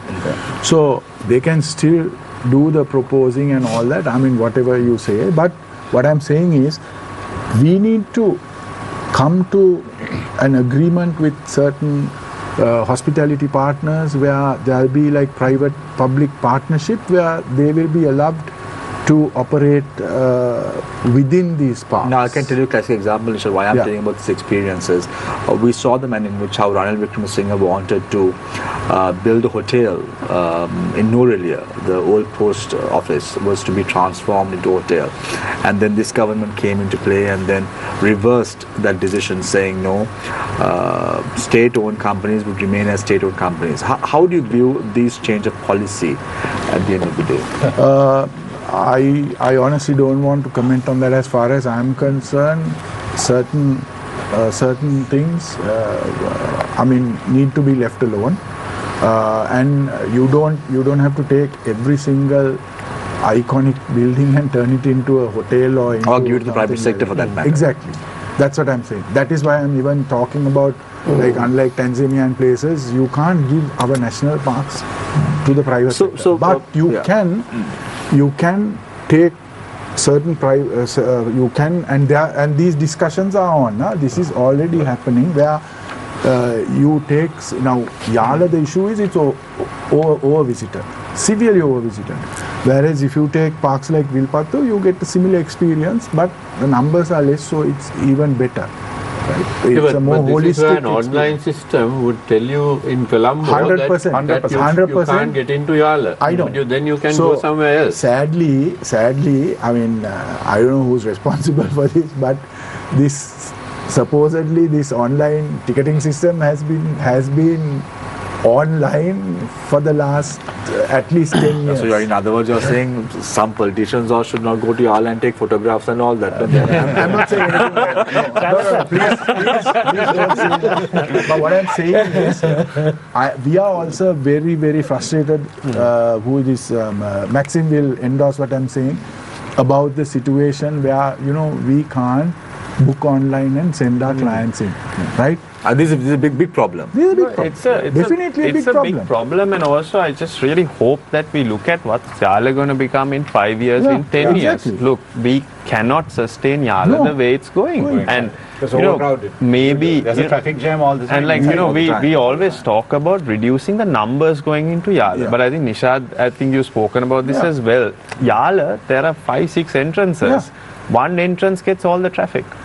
And I'll tell you the reason for that. The one entrance that gets all the traffic, because that has been the oldest entrance, and everybody has built hotels around. So now we're talking about, we spoke about 3 million tourists, and then we spoke about how important is it to have the number of hotel rooms. I want to talk about the experiences as well. Now, when you are an individual who's traveling to a country, they want to see an experience, Chalaka. What sort of experiences does Sri Lanka have to offer the 3 million plus tourists this year that we're talking about? Well, the thing is, like I say, being an island, if we compare ourselves to our next door neighbor, which is Maldives, it's only sun and sea. We have all the natural experiences that we can give. It's not man-made like Middle East or Dubai or whatever. Dubai is all man-made. Whereas in Sri Lanka is 2,500 years old, and it's just that we need the correct, proper, sustainable infrastructure around it. Simple as that. We are not going to, let's be very clear, we are not going to be a Thailand or a Indonesia or a Malaysia. We don't want to have 15-20 million tourists coming into Sri Lanka. Max cap, I don't know whether you gentlemen will agree with me, max cap, it will be anything between 5 to 6 million. Because that's where we need to put do you want 100-story hotels coming up next to Sigiriya? No. Do you want in Kandy? No, we don't want that. Next to the tea estates? No. So we need to put a cap there between 5 to 6 million and sustain that. And sustainability is a key word all over the world, whether it comes to food, whether it comes to your vehicle, whether the place that you visit, whether it's a beach, the clean beach that you have to have. Again, answer to your question very clearly in terms of experience, we can give some amazing experiences. It's actually, I would say we have quite a decent infrastructure to support that as well. But what's missing is the big question that we started for the past 20-30 years, that campaign. Right. That's what we need. But brand building has to be done. We need to show who Sri Lanka is. Nobody knew who Maldives was 30 years ago. They came from nowhere and, hit us from somewhere else. Now with coming to someone who's going to Maldives, either is on transit or just maybe spend 2 days here and spend 5 days just in that cabin on that private island. But we have those experiences. Now, Lilavali Beach is a mini Maldives. if you really look at it, if you look at, that area But and all Chalaka that. hits the nail right onto the head. Now, if you go to Dubai, if you go to Palm Jumeirah, it's all man-made. Man-made. And if you go to a place like Nilaveli or even Uluwatu, it's all human-made. We have the resources. We have the resources. The government will at the end of the day. No, I think probably it will happen. Hopefully, now it's the time that it has to make or break. Now we have come to that level. Now it's the last stride that the tourism has to forge ahead, which is, I think, the head of the topic. Right. So I just want to just one last question on the past, and then reflect on the future as well in the next half an hour or so. Chalaka, what was the reasoning behind giving certain countries visa-free entrance to Sri Lanka? Well, that was actually, I was kind of behind the scenes on that. I think Nishad also will tap into that. There was a study done in terms of numbers. And then remember, soon after COVID, a lot of these countries, Indonesia, Thailand, Malaysia, a few other countries came up with this system to get the numbers back in after COVID, especially because what happened with COVID. Those countries didn't have an economic crisis as such that Sri Lanka had, but they went ahead with it. But we within the 2.5 years we pushed for it, and he was. Now, what was the logic? Now, let's say India, for an example. Yeah. Any Sri Lankan who has to go to India has to obtain a visa. Yes, correct. So what was the logic? Just want to understand. No, logic is simple as getting the numbers that we want, because don't forget there was a massive backlog of loans that this private sector had to pay as well. So that's why he very correctly said, unlike other countries, sometimes $60 made sense, because rather than going at 100, because they want to make ends meet. So y'all wanted Indians to come to Sri Lanka. India, we wanted for initially it was 3 countries: India, China, and Russia, I think. And then UK, France, and Germany. That is our traditional 3 markets. Right. Those are the 5 countries. And then a committee was, correct me if I'm wrong, Nishad, there was a committee that was appointed. I was not part of that committee, under SLTD with Priyantha Fernando and a few others, where they went through an evaluation process. Right. Initially, there are about 70-80 countries, if I'm not mistaken. I don't know, you can answer that. Yeah. So basically, this has been done in the past as well, when we had problems. I mean, even after the Sri Lankan, even after the bomb in the airport and Sri Lankan Airlines going down, I mean, all the countries put negative travel advisories against Sri Lanka, and we faced this. Yeah. We faced this in 2022. So that was one way of opening things up by as encouragement to give a free visa, so that you could walk in here. But Nishad, we are still doing that, right? For instance, no, we are doing it for 7 countries. So actually, I was on this committee, but to be honest, there was a cabinet paper or whatever put up, and that committee was appointed to evaluate that thing. Number of countries. And basically, what we said was that was not the issue at the time. The issue at the time was to get away from that whole fiasco after April 23 or April 24. April 24. Where they messed up the entire visa system, and after that system was suspended due to legal action on the 2nd of August, and they were asked to reinstate the ETA. That was not done. There was a period in this country from August to 2nd of August till the 27th of September, where we did not have, I mean, tourists could get a visa on arrival, but if a genuine business traveler had no way of getting a visa to come to this country, he also had to come and just get it as a tourist on arrival, right? And I mean, those are simple things. Right. So I want to ask you, Nishad, what sort of optimism do you see in this government? Now, Wijetunga is the Minister of Tourism and Foreign Employment. I just want to pick everyone's brain on this, because let this be an opportunity for the government to understand what the stakeholders need. So let's start off with Nishad. Nishad, what do you think, and what are the expectations from this government?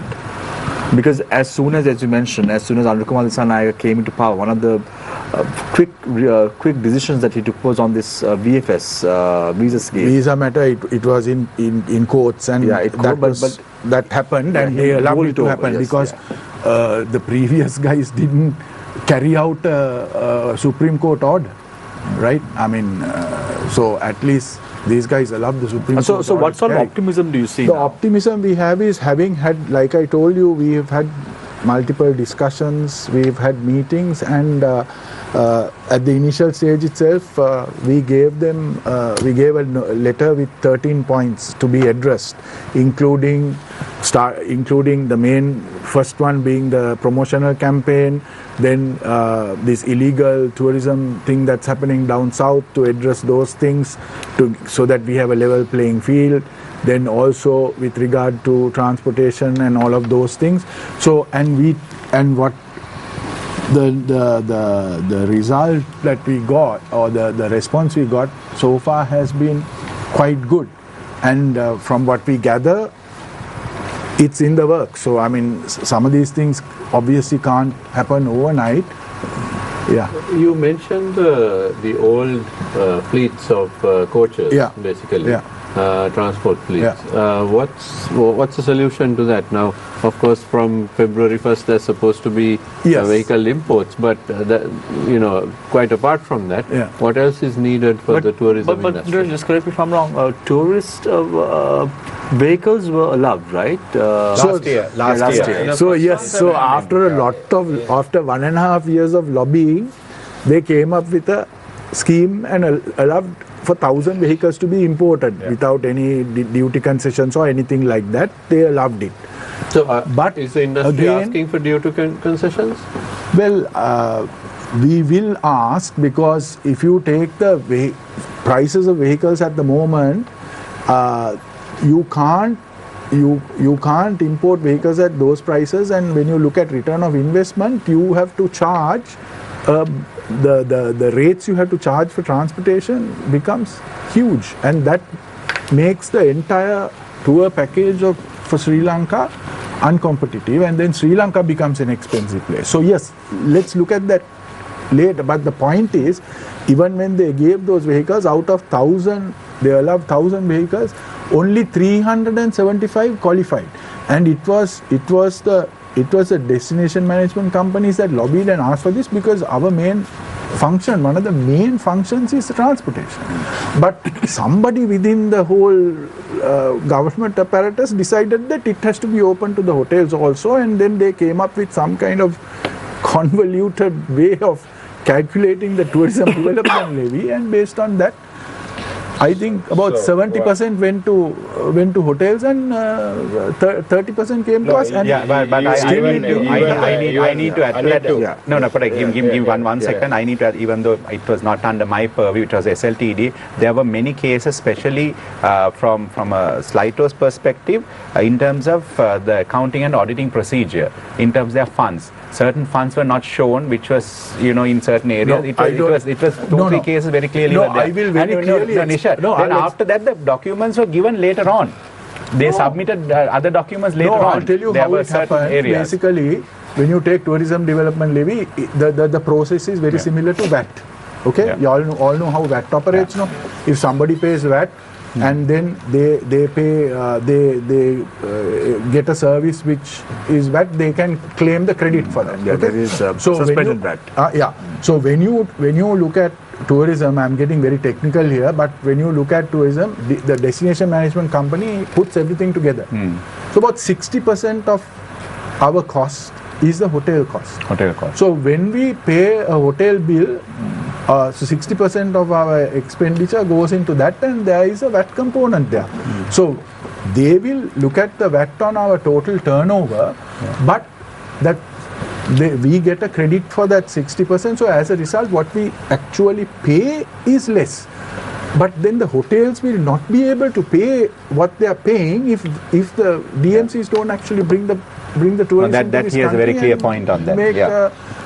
And give it that. And we have done there's a EY report, which is of course done in 2018, and it was done in 2020, but based on 2018 figures, 62 to 65% of hotel room nights are contributed from the destination management company or tour operator segment. So optimism. So Chandana, I just want to ask you now. Right now, there is a salt problem in the country. There is a rice issue in the country, and today, fortunately, unfortunately, coconut has become a luxury for some members of society as well. Do you see optimism taking place after this government came into power? So I don't know how to address this coconut issue, rice issue and all these things, But as far as tourism is concerned, we can be very optimistic, we can be bullish about the industry's future, but at the same time, we should be very realistic. We have a lot of projections, say 3 million, 4 million, and I was reading a lot of articles last couple of weeks saying 5 billion revenues and all this. There are few things to be addressed, by the government, Number one, as I said, 50,000 rooms are not going to be sufficient if you want to this one. We need to have a capacity enhancement. That's number one. How much are we talking? I would say at least another 25,000 to 30,000 next 4 to 5 years should be added.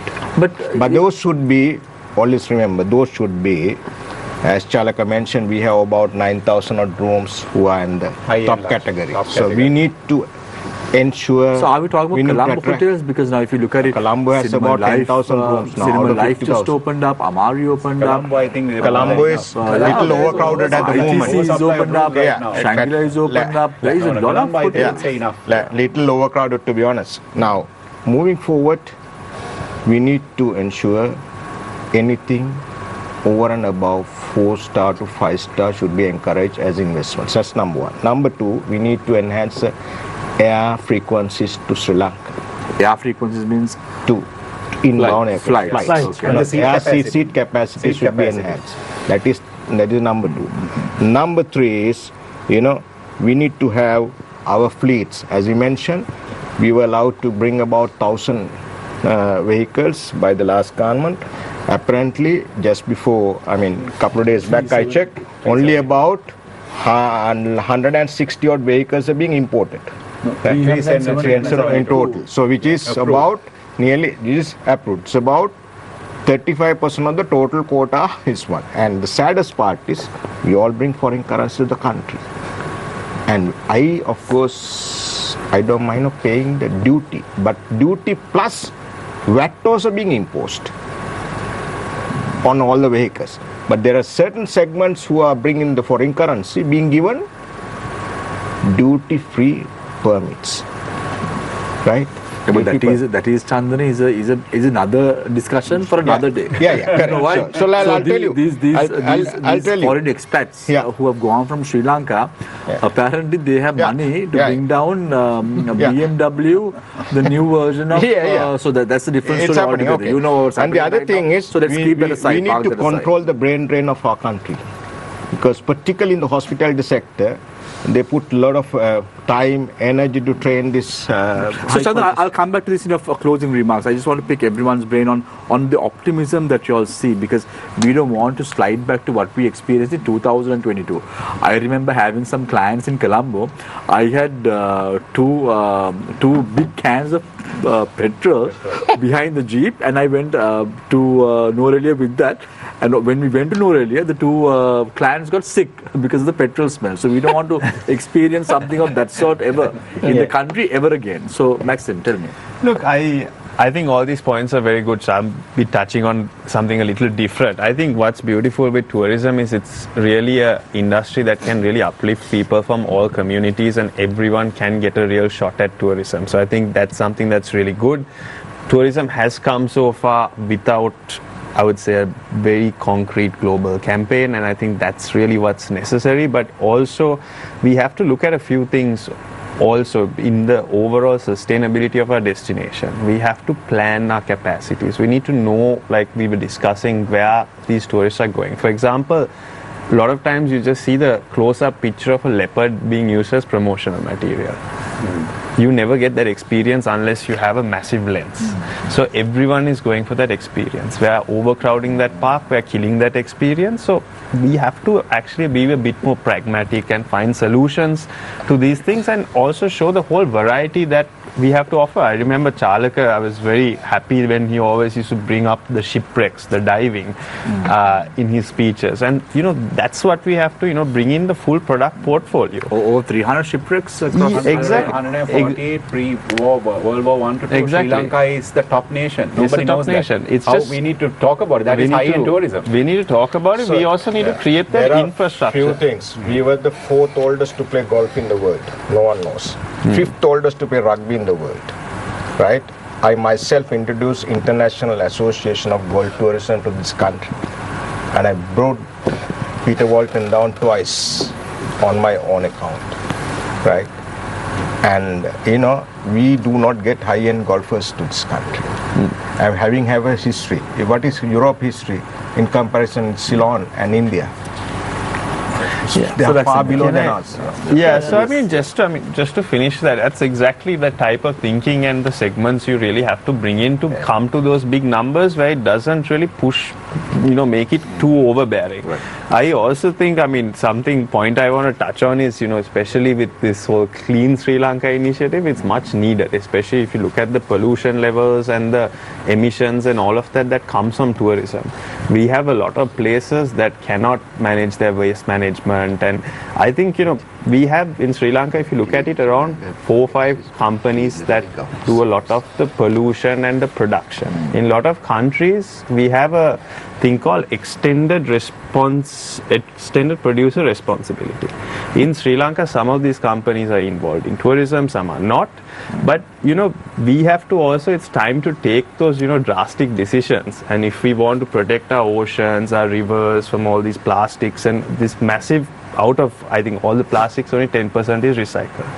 So you have a lot of companies that, always will push and get, do a lot of green branding and things like that. But at the end of the day, I think it's time for the government to take those tough decisions also when it comes to protecting our national parks, conserving our nature, looking after our wildlife. Like the shipwrecks is a great point, but today people are going and salvaging those shipwrecks for metal. The reason is we tried to even produce a paper to protect them as either archaeological monuments or otherwise because a shipwreck becomes a natural reef. So it's even for fisheries, it's really good because you're actually rebuilding the ecosystem because the fish have a place to, reproduce and all of that. So there's, these are the type of ideas and thinking that we really have to, if we want to, I think, sustain over 10 years in, bringing that high quality as well, because if we... So, Chris, what are your thoughts? So apart from what has been already said, I think there has to be a proper plan. Nobody can achieve numbers if you don't have a plan. And this plan has to be spelled out. We must know what this plan is. We need to follow some sort of a plan. And yes, we need the high-end tourism. We need the 5 stars and the 4-star client scene. But we also are a country that we have almost 50% for backpackers and homestays. So they will anyway come. You will have that anyway. We can't say we don't want them, because if we also have to realize that they are the people who found some of the best places in Sri Lanka, like Ella. If you are looking at Hiriketia, if you are looking at Arugambe, if you are looking at Kalpitia, all these places became famous not with the high-end tourism. Because the backpackers brought them. Backpackers made it. Backpackers made it. Tourism didn't do anything. Sri Lanka didn't do anything with that. But now everybody is talking about it. Sri Lanka became famous because of them. So we can't... For an example, it's crowded across the 12 months that we're talking about. And like somebody said earlier, they are the people who are the backpackers today who will be the 3-star tomorrow, the 5-star and the boutique thereafter. Chris, you did mention this, there are only 2 hotels that have liquor license, but every hotel is serving liquor. In Ella. In Ella. Only 2 people have liquor license and everybody sees a beer on the street. And thank God they do. At least they have that. I don't even have that. I agree with him. I said it at the beginning also. Backpackers are the future leaders. Future leaders of the world. And what's really good also is, if you look at Ella, a lot of their money goes into actual local communities who had their homes there and have now built 1 room, 2 room, 3 room, 4 room, 10 room, and that's also a type of tourism that I think the government is looking at. Overall, the beauty of the industry is this is the best this has the best money circulation in the world. Suppose a DMC gets some funds into whatever bill, it doesn't remain with him. It goes to the hotel, it goes to the transporters, and the hotel pays to their suppliers, right? There's some multiple effects on the entire, cycle of suppliers, indirect and direct beneficiaries. So Chandana, you make a very valid point, because when I went to a hotel in Hambantota and I spoke to the general manager, he said that he needs approximately 600 coconuts, family for a day.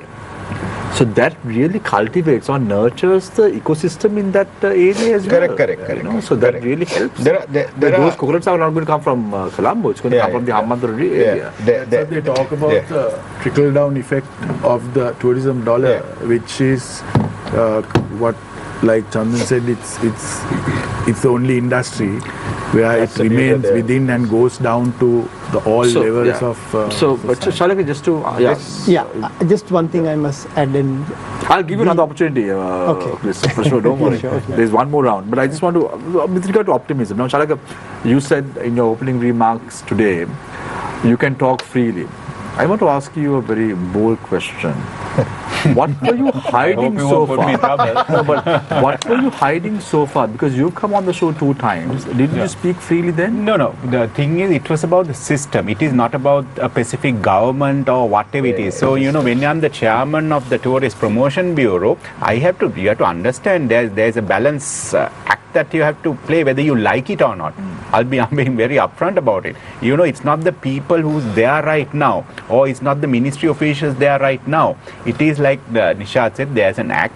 It has been over the years or whatever, it has got kind of diluted, the paperwork, whether it's the treasury head or the finance director, whoever, they have this book of, hidden rules that they have to follow. So, I can't say that, I was in hiding or whatever. It's just that it was a system. And like I very clearly said, a promotion bureau in specifically is a marketing arm. This system currently that is there, which is equivalent to build a building or buy a land from UDA or whatever, that system won't work in marketing. So, I have a lot of questions coming in today, but I'm just trying to select them as much as possible. Chandana, these for you. What are the procedures in place to ensure safety and security of tourists who also, for the tourists, complained if they were cheated? Who do they complain to if they were cheated? Because this gives a bad publicity to the industry as well. Yeah, actually that's a very, very good question, because we have tourist police as well. I think within the last year it was the number was extended, and there was a lot of focus on that as well. And initially I think there was a talk that we want to develop a national tourism app. For different reasons, I'm not going to talk about it now. For different reasons, for different issues, we couldn't launch the app, because it was going to be an all-in-one app, where in terms of security, where it comes to hotel booking, whether it's a treasure booking or whatever. That was about to be launched last year, right? No, that was the ADV-backed location app. ADV-backed location app, that is completely different. That had been going on for the past 4 or 5 years or so. It is not coming off for different reasons. That's again a different subject. We'll not talk about it. The people who are involved and how it has gone through, I'm not going to talk about it. But in terms of security, what we're going to do is we're going to be a QR code on all the 3-wheelers, buses and all that. When a tourist comes, if you download that app, you can be tracked if he or she likes it. But for certain reasons that didn't happen. Hopefully, I think it can be improved a lot. But then again, I must say something about tourism security. Actually, in comparison to other countries, we are quite decent. I would say to a Thailand or a Philippines or a Malaysia or whatever. I would say per capita, we are very low in terms of social media. 99 good stories versus a bad story can go way beyond. But don't forget something, where we win all the awards. But a lot of all the tourists who come to Sri Lanka say, our smile and our hospitality and friendliness. I always say in my brief also, when I issued the brief, what people love is more than anything else. Yes, we might have Sigiriya, yes, we might have Nilavali Beach or whatever it is. It's our hospitality and our warm smile and these 22 million beautiful smiles, and we look after them. You know, I saw recently a social media post where an Australian couple, I think, in a bus, backpackers, I think, you know, they've got off the bus and the wife has forgotten the backpack and the bus has taken off. And the husband had been running behind the bus, and they thought because they had about $1,000, their passports and everything. And two guys has gotten off the bus and running back to not the bus driver or the conductor. Two boys, Sri Lankan boys, two passengers running back to give the bag. Because I think, Chalaka, when you speak about hospitality in Sri Lanka, absolutely, we are top, we are 7-star. I would say Amme on the road is 7-star. Absolutely, 7-star. Because if you go to countries like nature, France or Greece or they're so cold to you. They're so cold. Yeah, by nature, we are traditionally a hospitable nation. Right. You know. So I want to give. I have one question, Shamir. Chalaka now, I think by Shamir... majority to me. Because Unfortunately, you were the chairman of the previous government. Exactly. So, Shamir spoke about experience, and we have this lack of, capacity on, the tourist guides, right, and people who can speak other languages. Right? What did you all do during that time? No, the thing is what you have to understand. And for instance, if you go to Singapore, totally agree. If you go to Singapore, they have a story about, if you go through that bus and that boat ride, Absolutely. they have a story. Yes. And we have a rich heritage and culture where we can't explain this story to, the foreigners. You're 100% absolutely. Again, the nail on the head. The issue is what you have to understand is where we were on the tourism for 2.5 years. And don't forget, for about a year we were firefighting. Don't forget that also. From the fuel crisis, the medicine crisis, the food crisis and all that, we had to put that in order. And then only we started, doing the other positive stuff. But coming back to what you say in terms of tour guides, there was a discussion going on. One of the biggest problems, the language issue, which is the Portuguese, the Dutch, then the Russian, the French, the Chinese, and the Spanish. That problem. Another sector that I found out was I got a few influencers down from Portugal and Netherlands. Actually, those influencers were shocked to study the heritage of the Dutch heritage and the Portuguese heritage of. They said we are going to go and tell, because Portuguese and the Dutch know that but in terms of Sri Lanka, they didn't know much because they ruled about 30-40 countries altogether. But the Sri Lankan Dutch heritage and the Portuguese, British knows that. Once I had said, at Leicestershire Cricket Club when I was introduced to Sri Lanka, UK, lunch or whatever, the three lords were there. They were asking about, then I made my speech, and lastly I said all three countries had a 400-year holiday in Sri Lanka. This time come for 7 days and make sure we pay for it. So very quickly, Maxime, I just want to understand one question and then I'm going for the final round. Maxime, now Sri Lanka sometimes by influencers, we speak about influencers a lot, is portrayed as a country that is poor. Now, if you go and see it, I was just checking a influencer who had come to Sri Lanka. He's been here a couple of times. And the story is about giving money to some Sri Lankan families who are helpless. Yeah. So is that what we want to portray? Look, no, I don't. Is that the goal? No, I don't think so. And I think also that's why also we really have to be careful about getting too many numbers of tourists in, because then it becomes almost a free-for-all. I'll give you the example, like the highest tourist ticket in Sri Lanka is Sigiriya. $35. So you expect good service. But what happens when you go in, and like people often think I'm a tourist, so if I go by myself, everyone comes and asks me, lucky you. Do you want, can I guide you? They come and hold their hand. And, even within the site, which is supposed to be the best in Sri Lanka, the most expensive, you get haggled. So in terms of experiences, I think it's also time to maybe adopt a bit of technology, look at audio guides, look at different things to actually even standardize. There are some great guides that work at Sigiriya, but they sometimes don't get the limelight because there's few guys who don't really know the history too well who come in. So I think even speaking of like that human resource issue beforehand, there, for example, I believe the last batch of guides that came out, barely any speak a language other than English. And I think even that English level is not very well vetted and tested. But Maxime, now you mentioned audio guides. That's not high technology. That is something which the Absolutely. rest of the world moved Wherever to you go, 20, 30 years ago. No, absolutely. But we seem to have skipped that. No, look, and there's also, I think that's where you have to see, when you go to certain sites, you really love to go to their museums and see and, add a bit more to that experience. In Sri Lanka, I'll give you an example. There's this really amazing International Buddhist Museum just behind Dalada Malika. All the country's exhibits are so colorful, so much thought has gone into it, but it being in Sri Lanka, there has to be a bit more storytelling, a bit more investment, because I felt a bit sad personally, because I know the stories and I feel like it could have been done better. But Storytelling is a must. yeah, that storytelling element and these things. There's audio guides. You see that, Nilesh, across the world. You know, in many Look, I'm countries. not saying. I And think then you can have it in different languages. Yeah, So exactly. then And I think the we tour have- guides don't need to know all exactly. those And but look, I think the thing is, at the end of the day, there are people who need to earn their living as guides as well. You can't just switch to that, and that's very important. But I think just coming back to an influencer point, I think I saw that video. Look, influencers also are fighting to get the most views, and some will do the No, craziest but Sri Lanka things. is being projected that way, unfortunately. You know? Look, Very unfortunate. I think to a certain extent, but at the end of the day, also that perception sometimes. Because the notion that the influencer may have is come to Sri Lanka, do a video with a helpless individual, you get more hits, Yeah. and that is their starting ground. I've seen most of the influencers, they start from Sri Lanka. Yeah. No, look, I think also at the end of the day, there's people love, especially Europeans, they love to come to a country which is very different, exotic, and that's unfortunately something that sells, but it's not something that we have a history, we have a heavy industries, and even themselves can be real tortures for tourism, and it's just the way things So go. one final question and no more questions, and then the last round.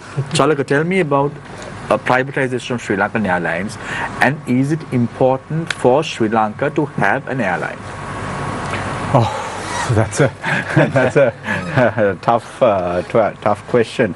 It depends. I don't know. I think they have put a stop to that, right? For the time being, they have. I think. I don't know how they're going to recover to start with. I don't know what the backup plan is to get the flights in order. How many flights are now inactive right now in Sri Lankan Airlines? I don't know, about 6 or 8. 6 or 8 are inactive, right? Inactive, yes. Inactive, and the ones that are running also has certain issues and all that. So I would say, from a private sector point of view, it's important. But I hope the government has a plan without just stalling in privatizing in how to take it forward. I can't answer that without knowing what the government's position is on Sri Lankan Airlines. They said they are going to stop it, but what's the plan to take it forward? So without knowing that, we can't. This can't be a knee-jerk reaction. It has to be thought out properly. We're talking about an entirely new aircraft fleet, which the country doesn't have money for. Yeah. Nilesh, not only that, it's one of the biggest burdens in the country. You're talking about 1.8 billion. There's one debt. person even being blacklisted to visit the US because of this Sri Lankan Airlines issue. Let's not forget about that. Part of it's a very substantial amount when you look at the total debt portfolio of the country. So we really have problems, Chandana, with these politicians. You have a certain section who are corrupt. There's certain section who go to Yala. Certain sections who want to swindle money from the public through other means, like vehicle imports that you spoke about. Problems after problems. So let's park those aside on another day, Chandana, okay? On another day.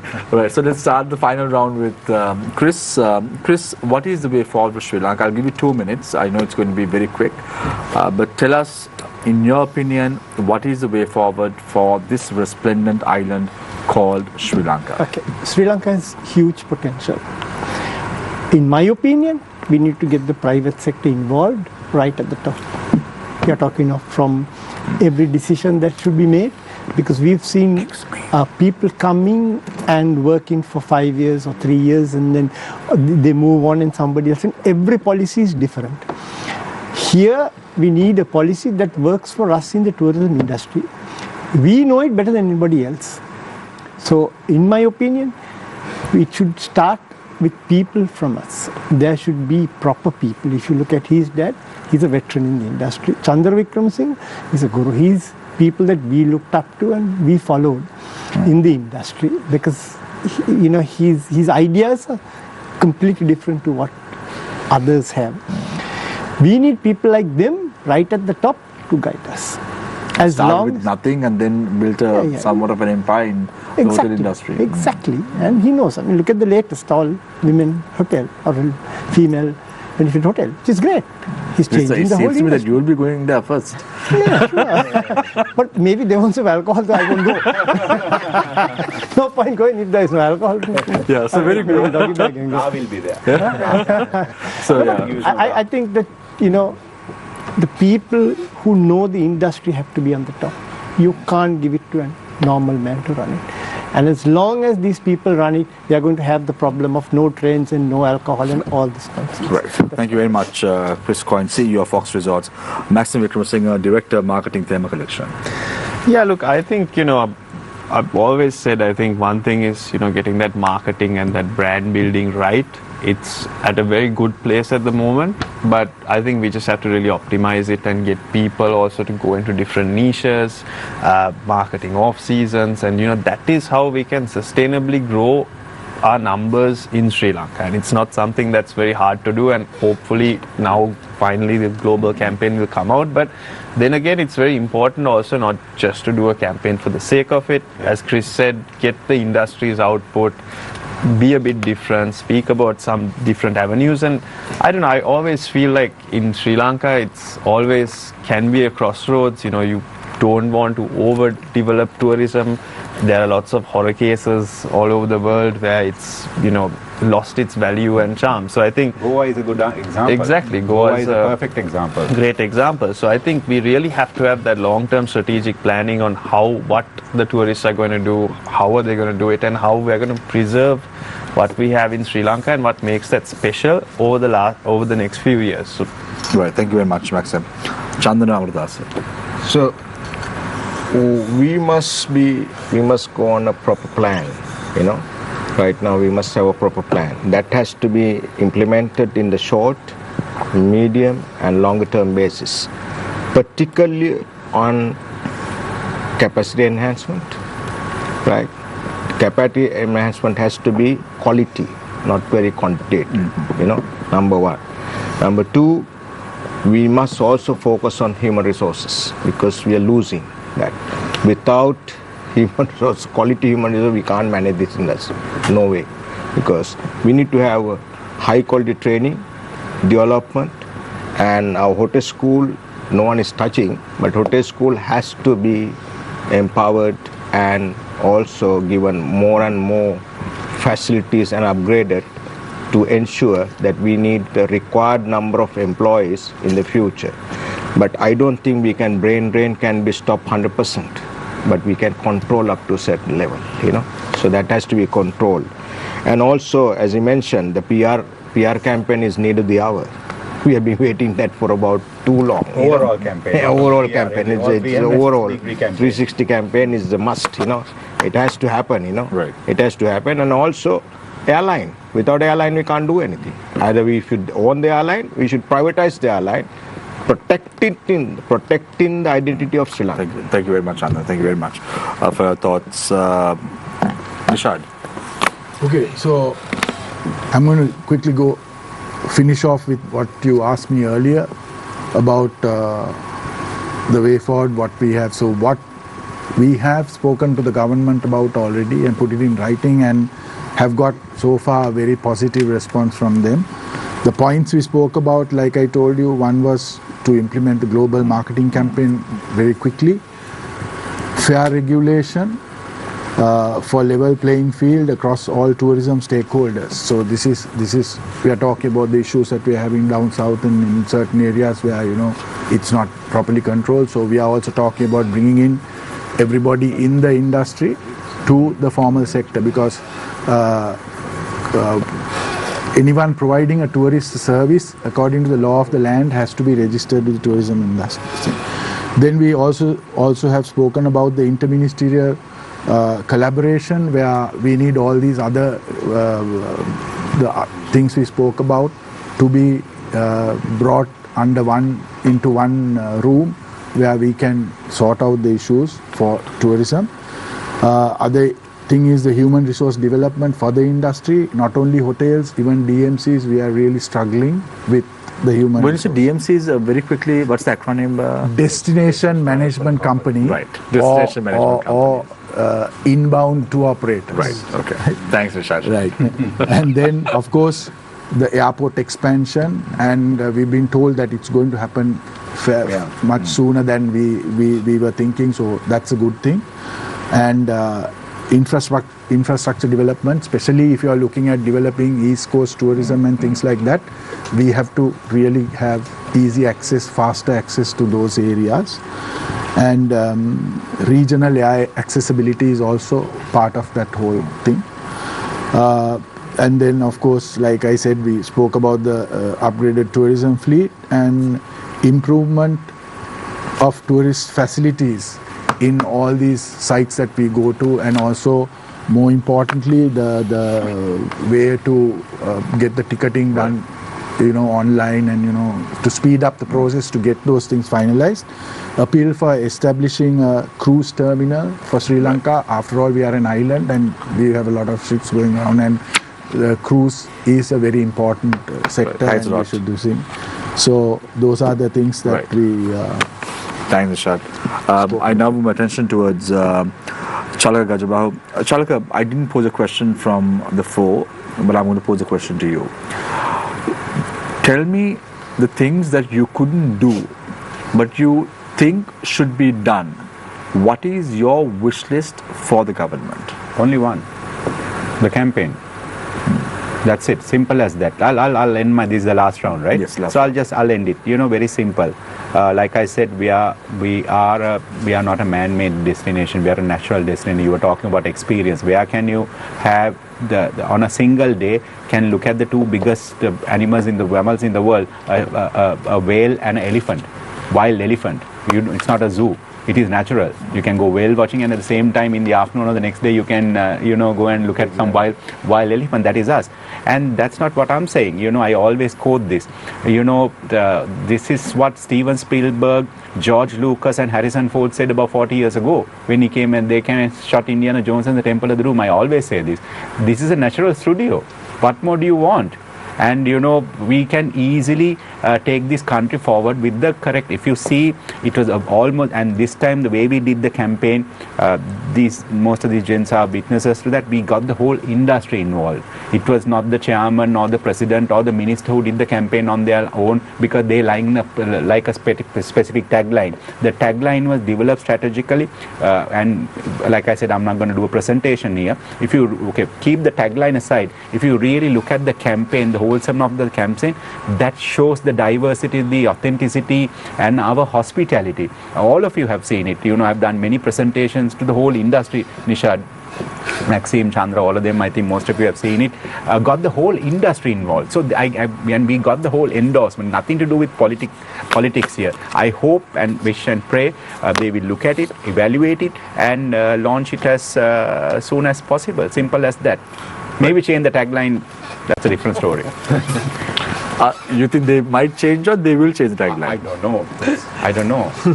They are saying they'll do the right things, right? So they will change the tagline. I don't know. Is that the right thing? I don't know. Let's see. So thank you very much, Chalaka Gajabahu, former chairman of Sri Lanka Tourism Promotion Bureau. He is now the head of destinations at Classic Travel. Also joining us this evening was Nishad Wijetunga, immediate past president of the Sri Lanka Association of Inbound Tour Operators. He is the director of Wayfarers Limited Sri Lanka. Nishad has been on the show a couple of times and has expressed his opinions and voiced his concerns for the industry. Thank you very much, Chandana Amaradasa, managing director of Island Leisure Lanka Private Limited. He was also the former past vice president of the Sri Lanka Hotel Graduates Association. Thank you very much, Maxime Wickramasinghe, director, marketing, Thema Collection. Maxime, of course, has been on the show alongside with his father a couple of times and expressed his concerns, their concerns for the betterment of the tourism industry in Sri Lanka. Thank you very much, Quyn, CEO of Fox Resorts. For full disclosure, Chris is the CEO of the Capital Maharaja Group's hospitality arm. Thank you very much, Niveshali Thambi, consultant director at Newsfirst, and thank you very much, independent journalist. Shihar, Anis, thank you very much, gentlemen, for joining us this evening on the show. When the government has a target to achieve 3 million plus tourists this year, I think the input that you all were made should be taken for food for thought and taken to account to develop not only the country but also the country's economy as well. I leave you tonight with a quote, as I always do. Travel opens your heart, broadens your mind and fills your life with stories to tell. Look no further. Sri Lanka welcomes you with both arms open. Take care and good night.